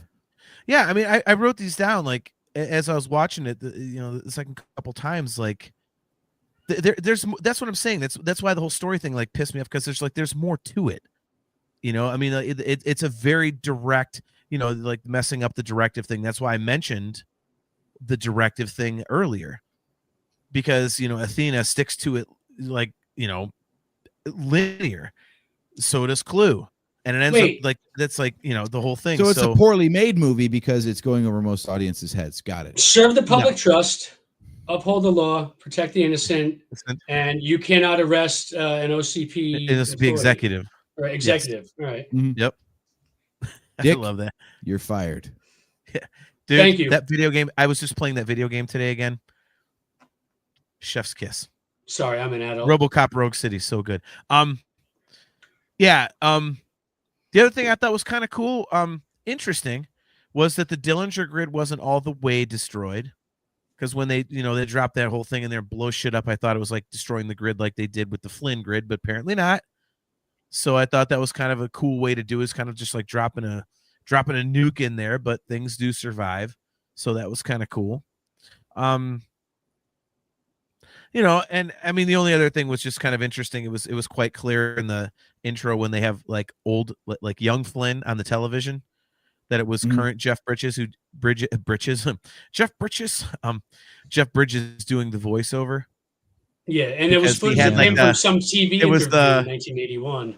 Well, and it was the whole, you could tell like he had veneers or dentures or something, because the S's. I was like, oh, okay, that's kind of funny. But other than that, yeah, I mean, I got a lot out of this movie, man. What about the dude? What about Eve Kim's ringtone? Nobody's talked about that yet. From the video game. Actually, it's from the score, but from the video game too. Yes. I mean, dude, there's all kinds of like Easter eggs in this, and it's just tons of them, yeah.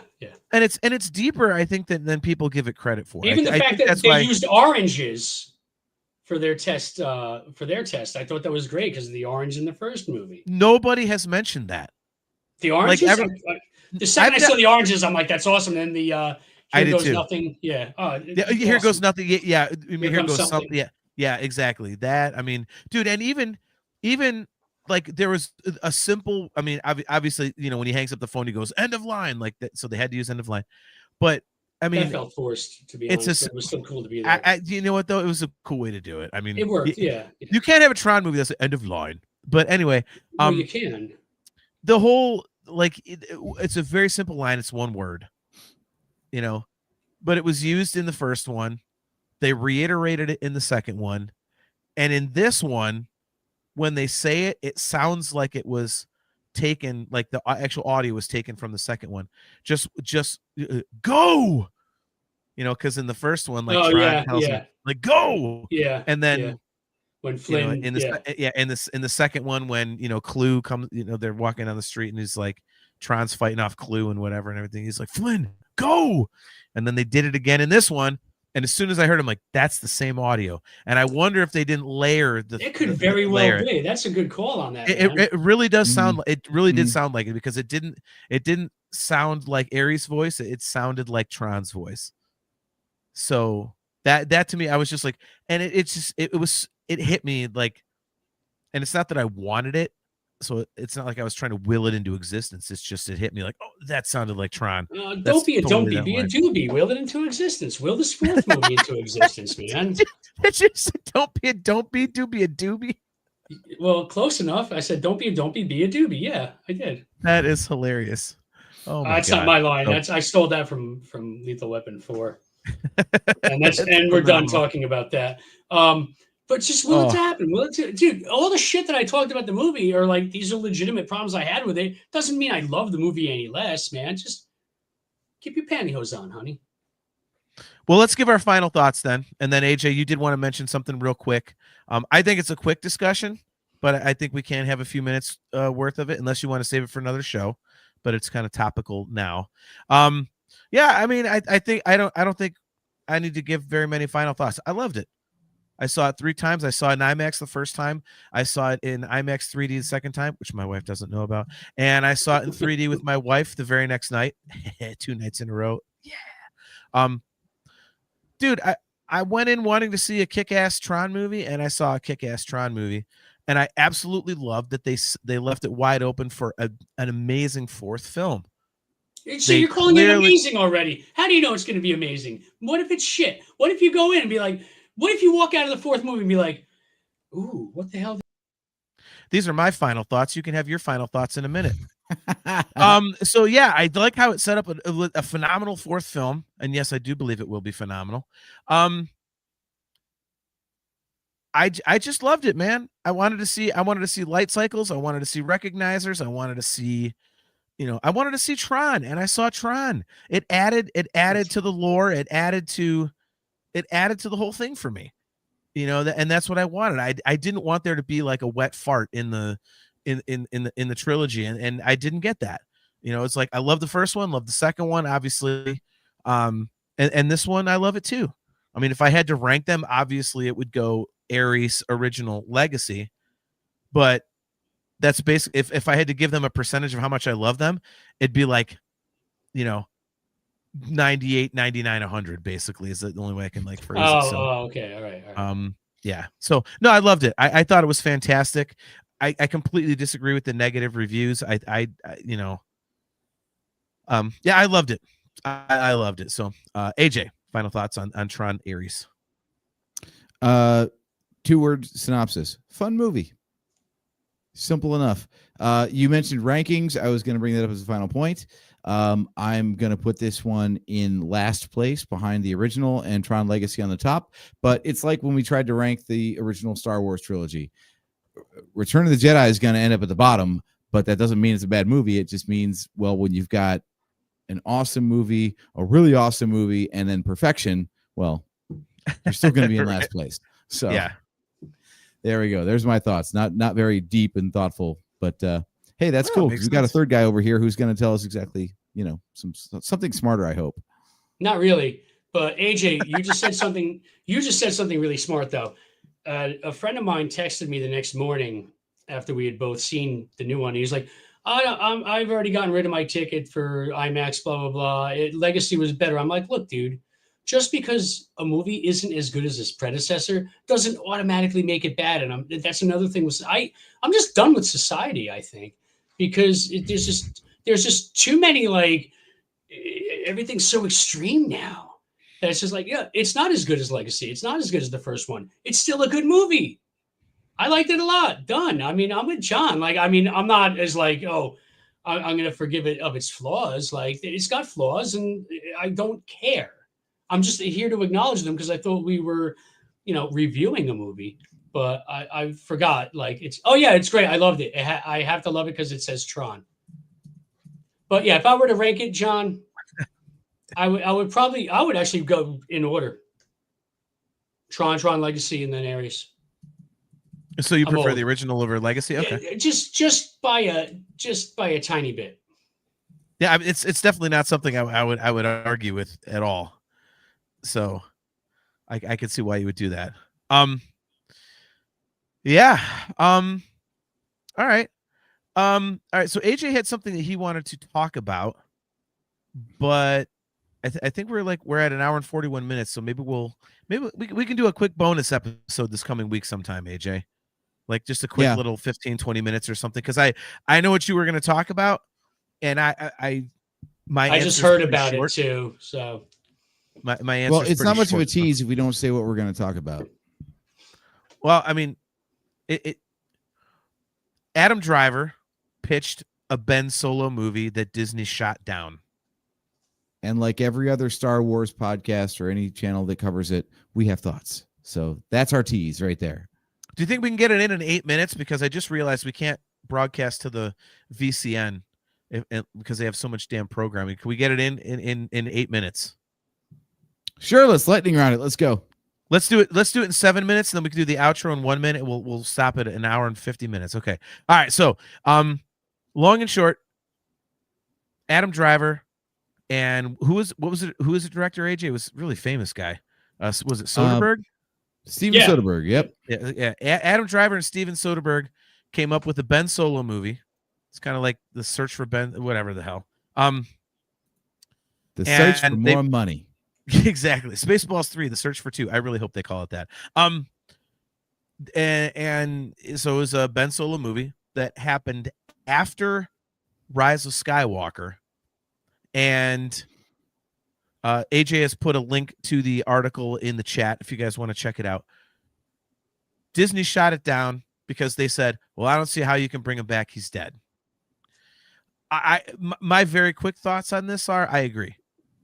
I think that opens a very dangerous window if they're to bring him back, because that's some world between worlds shit. Like a dead guy comes back, like, okay, well then where does it stop? Then, I mean, so I don't know. I mean, and AJ, you have a point about that we texted about, so I'll let you do that. But that's my quick thought, and I don't know if I have any other thoughts. If we were doing a Ben Solo like prequel, okay, but after he's dead, yeah, Kale nails it. Somehow Palpatine returned. Which, by the way, Kale, I saw an article the other day that actually explained that and actually made a lot of sense out of it, which is Chastity Crawley says there's such a thing called flashbacks. Yeah, true, Chaz. Force ghosts! Fucking Force ghosts! Obi-Wan came back, Qui-Gon came back, Luke came back, Yoda came back. He could be a fucking Force ghost. So we're going to do a whole movie about Force ghosts. Okay. AJ, Ben Solo coming back movie, and then Sean, we'll get to yours. Okay, No, so the lightning round version is this. He worked on it for 2 years with Steven Soderbergh. It got all the way to a script. Kathleen Kennedy gave it the green light. It went up to Disney then, and Bob Iger is the one who shot it down. Now, what's not clear from the reporting is, did Bob Iger read the script? Because to your point about, well, that sounds really dumb, and I don't want like dead characters coming back. But that's the whole point of the movie, is like, isn't that the hook? Like, holy shit, how did Ben Solo come back? Maybe I want to go see that. So I'm not going to shit on the idea until I hear how it was going to play out, because there's a lot of weird shit in Star Wars. That's kind of one of the conceits. So until I know how it plays out, I can't say that it's a bad idea. That's my lightning take. Sean, what do you think? Somehow is not a god. It's not an explanation. Or somehow he came back. Let's talk about that really quick, John. A good movie doesn't need supplemental material to understand it after the fact. Like all that somehow shit should have been in episode. Terrible. I think it's a good idea to explore, just because as much, and like I'm sure it's universally known how much I do not like episode 9. I loved Adam Driver's performance in that movie a lot, and I would love to see him explore. He's my favorite that sequel trilogy character. And it's his performance in 9 that like really what? It's his performance in 9 that really did it for me too. That I was like, he just nailed ripping off Harrison Ford when he had to. Well, not ripping off, but you know what I mean. But like everything he did, that when I first read about it, I was like, I would love to see that. I would love to see him do it again. Zombie Star Wars. Because Marvel's not doing enough of that shit. Right. I'm tired of the oversaturation of Star Wars stuff, to be honest with you, but Soderbergh and Adam Driver working together on something like that just seems like a sure win. Would he have to hook up with Rey, or would he have to just be like, yes, I thought I was dead. I thought I was gonna die, so let's. They're cousins. That kiss too much. Okay? They're cousins. All right, this is not Game of Thrones. They're cousins. Nothing can happen. That was a friendly kiss. It's like people who get married on death row. Like, yeah, I'll marry anybody if I know I'm getting the chair in 15 minutes. Also, AJ, it could be he faked his death just to get away from just to get out of it. Yeah. That way, all the and they actually put that in the movie so that the Raylos can just absolutely just lose their minds. Their so he was. It's like the most Coyote Ugly ever. Yeah. He was doing the thing that Luke beat him with in the last movie. That's what he did in. Yes, I wasn't really there. I wasn't there. Oh that my wasn't god! Me. Yeah. Yeah. I don't know. Like, I think I agree. I would love to see more Ben Solo, Kylo Ren, whatever. Soderbergh, I'd have to look up his movies to know if I know. He's a very capable filmmaker. Okay, yeah, I don't know if I've he seen did the Ocean's movies. He's been doing a lot of movies with it. Well, I know his name, so obviously he's capable, and I would trust Adam Driver, because pretty much everything Adam Driver's in is, if the movie's not good, he's awesome. And so I like the concept. I just don't see how they could pull it off without it being stupid. He did, and I mean, Soderbergh did that movie with Adam Driver and the one with Adam Driver and Bond. Lucky, what the hell? I think Soderbergh did that movie, and I'm trying to remember. Logan Lucky. Okay, don't remember. Never heard of it. Yeah. No, and I'm wrong anyway. If there was ever a for your consideration. Yeah. It's Channing Tatum, Adam Driver, Daniel Craig, Katie Holmes actually being very good in a movie, surprisingly. No hate, by the way. No hate. Yeah, and there's just a bunch of other names that if you saw them, you'd know them. Seth MacFarlane. Yeah. It's a good movie. But Jack Quaid. Look at that, Nick. Look at that, Nick Hall. Operation Cinder. But instead of Palpatine, it's Kylo. And yes, Logan Lucky. Yeah. All right.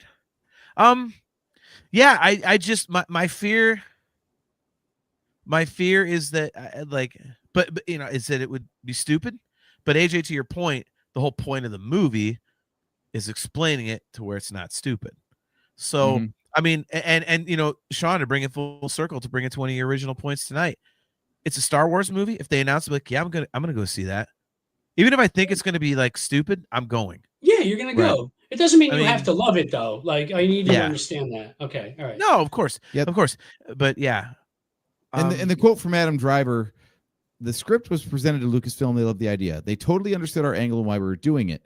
We took it to Bob Iger and Alan Bergman, and they said no. It does not say in that quote whether or not they read the script. Because you're right. The elevator pitch is like, no, he's dead. I don't get it.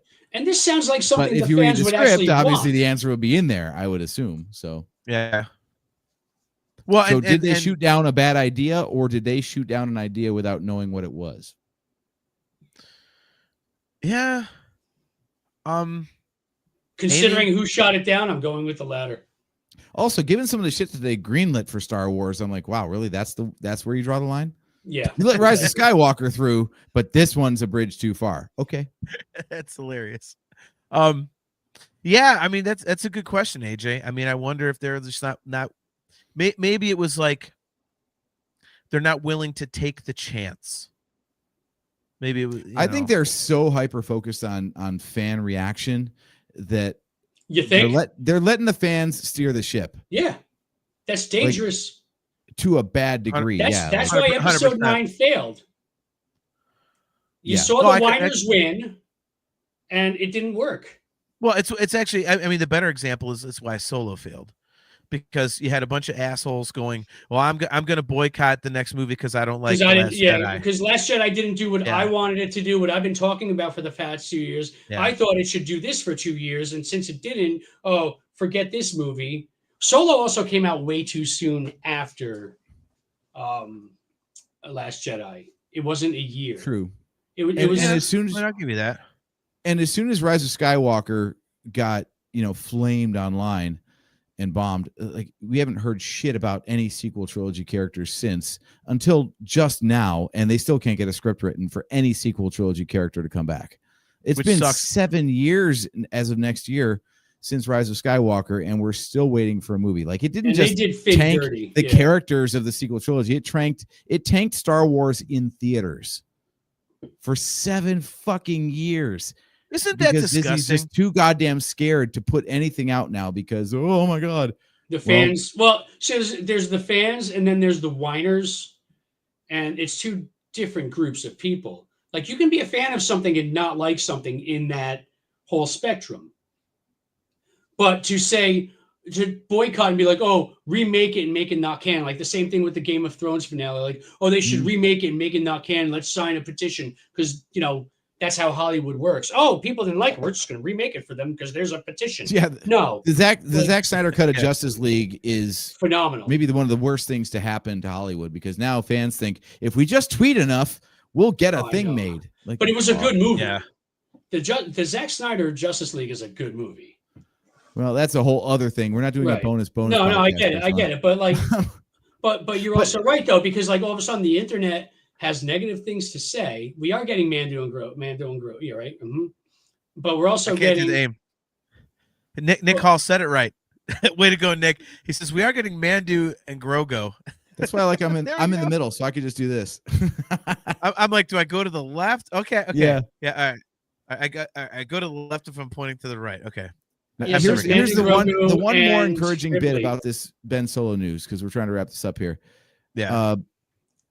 Okay, so Daisy Ridley already marched out on stage over a Rey movie that's probably never going to happen. Mm-hmm. Better. Adam Driver said, I would absolutely come back for the right story and the right director. We're finally getting, because the story that we all heard was that everybody hated doing the sequels. It was a miserable experience, and they walked as far away and as fast as they could from Star Wars as a result. Like, no one was clamoring to see Adam Driver or John Boyega or friggin' Oscar Isaac, Daisy Ridley, or Oscar Isaac at a celebration since. They're just like, they're never showing up. Just forget it now. It seems like maybe enough time has passed where there might be some redemption for the sequels if some better material comes out for them. Well, I would like to see it. Or AJ, and here's the thing, and you know this, and Sean, unfortunately, this is one part of the discussion you won't have experience with. AJ, at Celebration, how many times have we dude, Hayden Christensen is now the golden child. Why? Yes. Because so much time passed, and all of a sudden he shows up to a celebration and all the fan community loses their goddamn mind, and they're like, I want Anakin Skywalker. I loved this. I love the prequels. And it's like, so your point about time passing is absolutely accurate. And Sean, that's the only reason I said, like, this is something you don't have experience with. I got you. Because I'm telling you, at these celebrations, like, Ahmed Best is another one. Like, that guy was ready. I mean, he said, in that documentary was ILM. I forget if it's the ILM one or not, but yeah. He was considering suicide over the negative reaction to Jar Jar Binks and all the crap he was catching. And now, if you put Ahmed Best anywhere near a Star Wars anything, the fan base is just like, I love you. Like they go completely bananas. So, I mean, AJ, your point's completely accurate. Well, it's because So he it- rescued Grogu. Well, Mhm. well, but and that character was from the TV show. Yeah. You know, so, Yeah. but yeah, I mean, AJ, you're not wrong. So, I mean, But I'm encouraged. I'm encouraged that we might get more better content with the sequel trilogy characters, because you can't keep telling Luke, Han, and Leia stories forever. No, I And agree.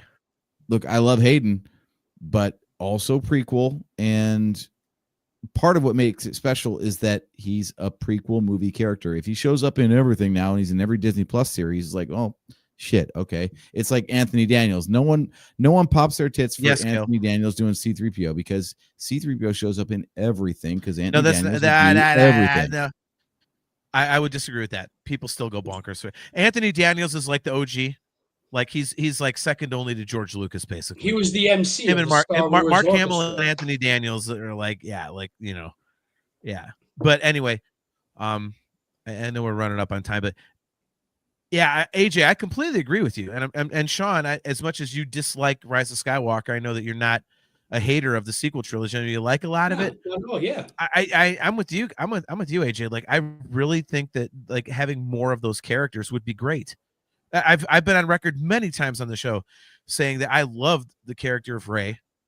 So I'm super pumped for whatever they do with her, because as I've said, one movie for her is not going to be one.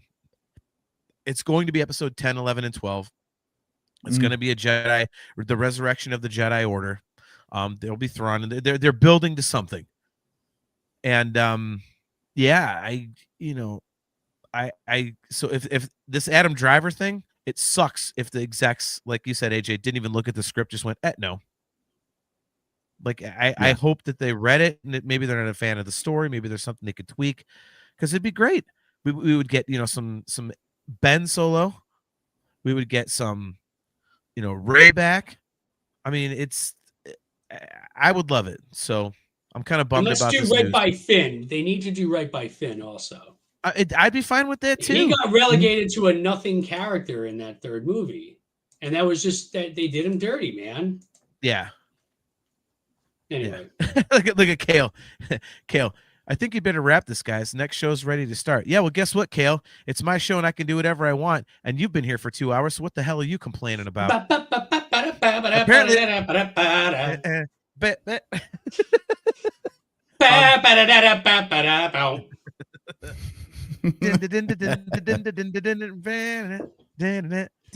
anyway, yeah.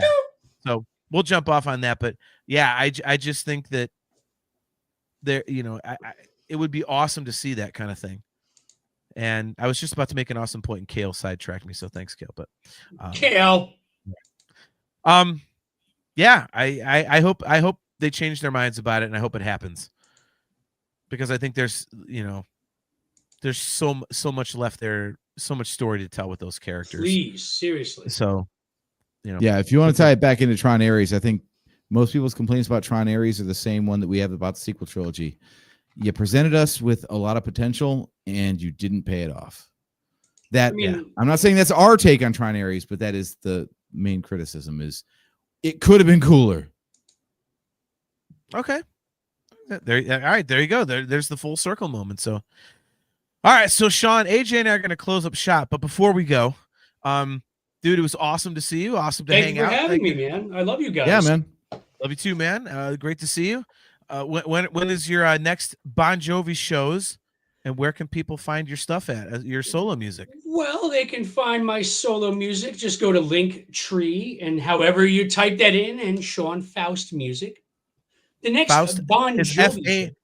Faust is Faust, by the way, and Sean is Sean. That is correct. And a matter of fact, I'm doing the solo thing on Saturday, November 8th at John and Peter's in beautiful downtown New Hope, Pennsylvania. It's an afternoon gig, 3 p.m. to 6 p.m. Original stuff, covers. I throw random Dream Theater teases into everything. It's fun. And the next, Slippery When Wet, New Jersey, the nation's longest running, most authentic tribute to 80s Bon Jovi. is December 6th at Dingbats in Clifton, New Jersey on Van Houten Ave, which I believe is the Guinness Book of World Records for the most bars on one street. Is there really a place called Nice. Dingbats? It's called Dingbats with a Z because that's metal. AJ, if I ever had fuck you money, you would know because I would buy that street and I would leave Dingbats, Right. but I would have nitwits, ding dongs, jerk offs. I would just name, you know, Numbnuts. like the exact, yes, every stupid freaking insult like that possible. Oh my God. Anyway, so. All But right, yeah, well, that's awesome show. where you can find me. Die Hard's a Christmas movie. Thank you. I love you See guys. ya. All right. Well, that's how to get punted. Yeah, there you He go. saved it for the end, though. He knew exactly when to lay that in. Yes. Yes. I had that argument the other day, by the way, and I was literally like 10-on-1. It was, you know, kind of like. Anyway, I was going to make a bad mom joke. But anyway, yeah, the Die Hard is an action movie that happens at Christmas. If you disagree with us, you're wrong. And if you'd like to see our long form thoughts, just go back in our archives, and we have an episode all about that. So, Exactly. yeah. In any case, AJ, great episode, man. This was fun. Your costume is period accurate. Well done. So $7 whole dollars. Excellent job. Did you And a year and a half of hair growth too, but you know, who's counting? see that's why you were growing it out. You saw the stills in the trailer for Tron Ares last year, and you're like, I'm gonna be Tron Ares for Halloween next year. Right. Yeah. So there you go. All you have to do is just, you know, wear your costume right now, walk outside when it's raining, and put your hand up and be like, precipitation 2.6 inches. Cam McLeish up your butt. It's not a Christmas movie. All right, dude. What say we get out of here? Sounds good. This We've given them over 2 hours of content, and for not a single dollar even. So we're pretty generous. not that we're, you know, those guys. Like, hey, sign up for our Patreon. You get stuff. There's our Patreon plug. We'll Even figure you that cheap out bastards who some don't, you still got 2 hours of us. So you're welcome. point. There you go. All right, guys. Well, that'll wrap up another episode of the Nerf Herder Council. Thank you guys very much for tuning in. Always great to see Chastity Crawley, Kim McLeish, obviously, Amy Widenhouse. Thank you for tuning in. Great to see you. Obviously, we've got our good buddy Nick Hall on here. Joseph Wren, great to see you, man. Guys, we'll be right back here in 2 weeks on Wednesday, November 5th at 8 p.m. Eastern time. Topic to be determined. But yeah, we'll be back on that date at that time at all of our usual locations. Guys, I know I always say that we are brought to you by Audible. I actually have a book recommendation for tonight. It is Ozzy Osbourne's most recent book. He literally finished it 2 weeks before he passed. It's called Last Rites. I'm listening to it right now, and it's a little sad. It's all about, you know, his life from 2018 till, you know, 2 weeks before he passed. But it's fascinating because it's got his humor. It tells all about his health problems and explains why he was supposed to do a lot more shows and didn't. It's very human, very funny. It's just a great listen so far. I'm about halfway through. So that is my Audible recommendation. It just came out, so go grab that one if you're into Ozzy Osbourne or biographies of any kind. So again, guys, we will be right back here on Wednesday, November 5th at 8 p.m. Eastern time. Do not forget, if you would like some awesome virtual Cantina Network swag, just go to tpublic.com/user/virtual-cantina. And as always, guys, go get some awesome customizable Nerf Herder Council swag at shop.nerfherdercouncil.com. AJ, any final thoughts? Go see Tron Ares. It's well worth your ticket price, despite what everyone online is going to tell you.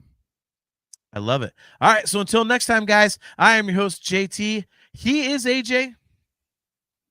And we will catch you next time. Oh, he stole my line. I did. I totally.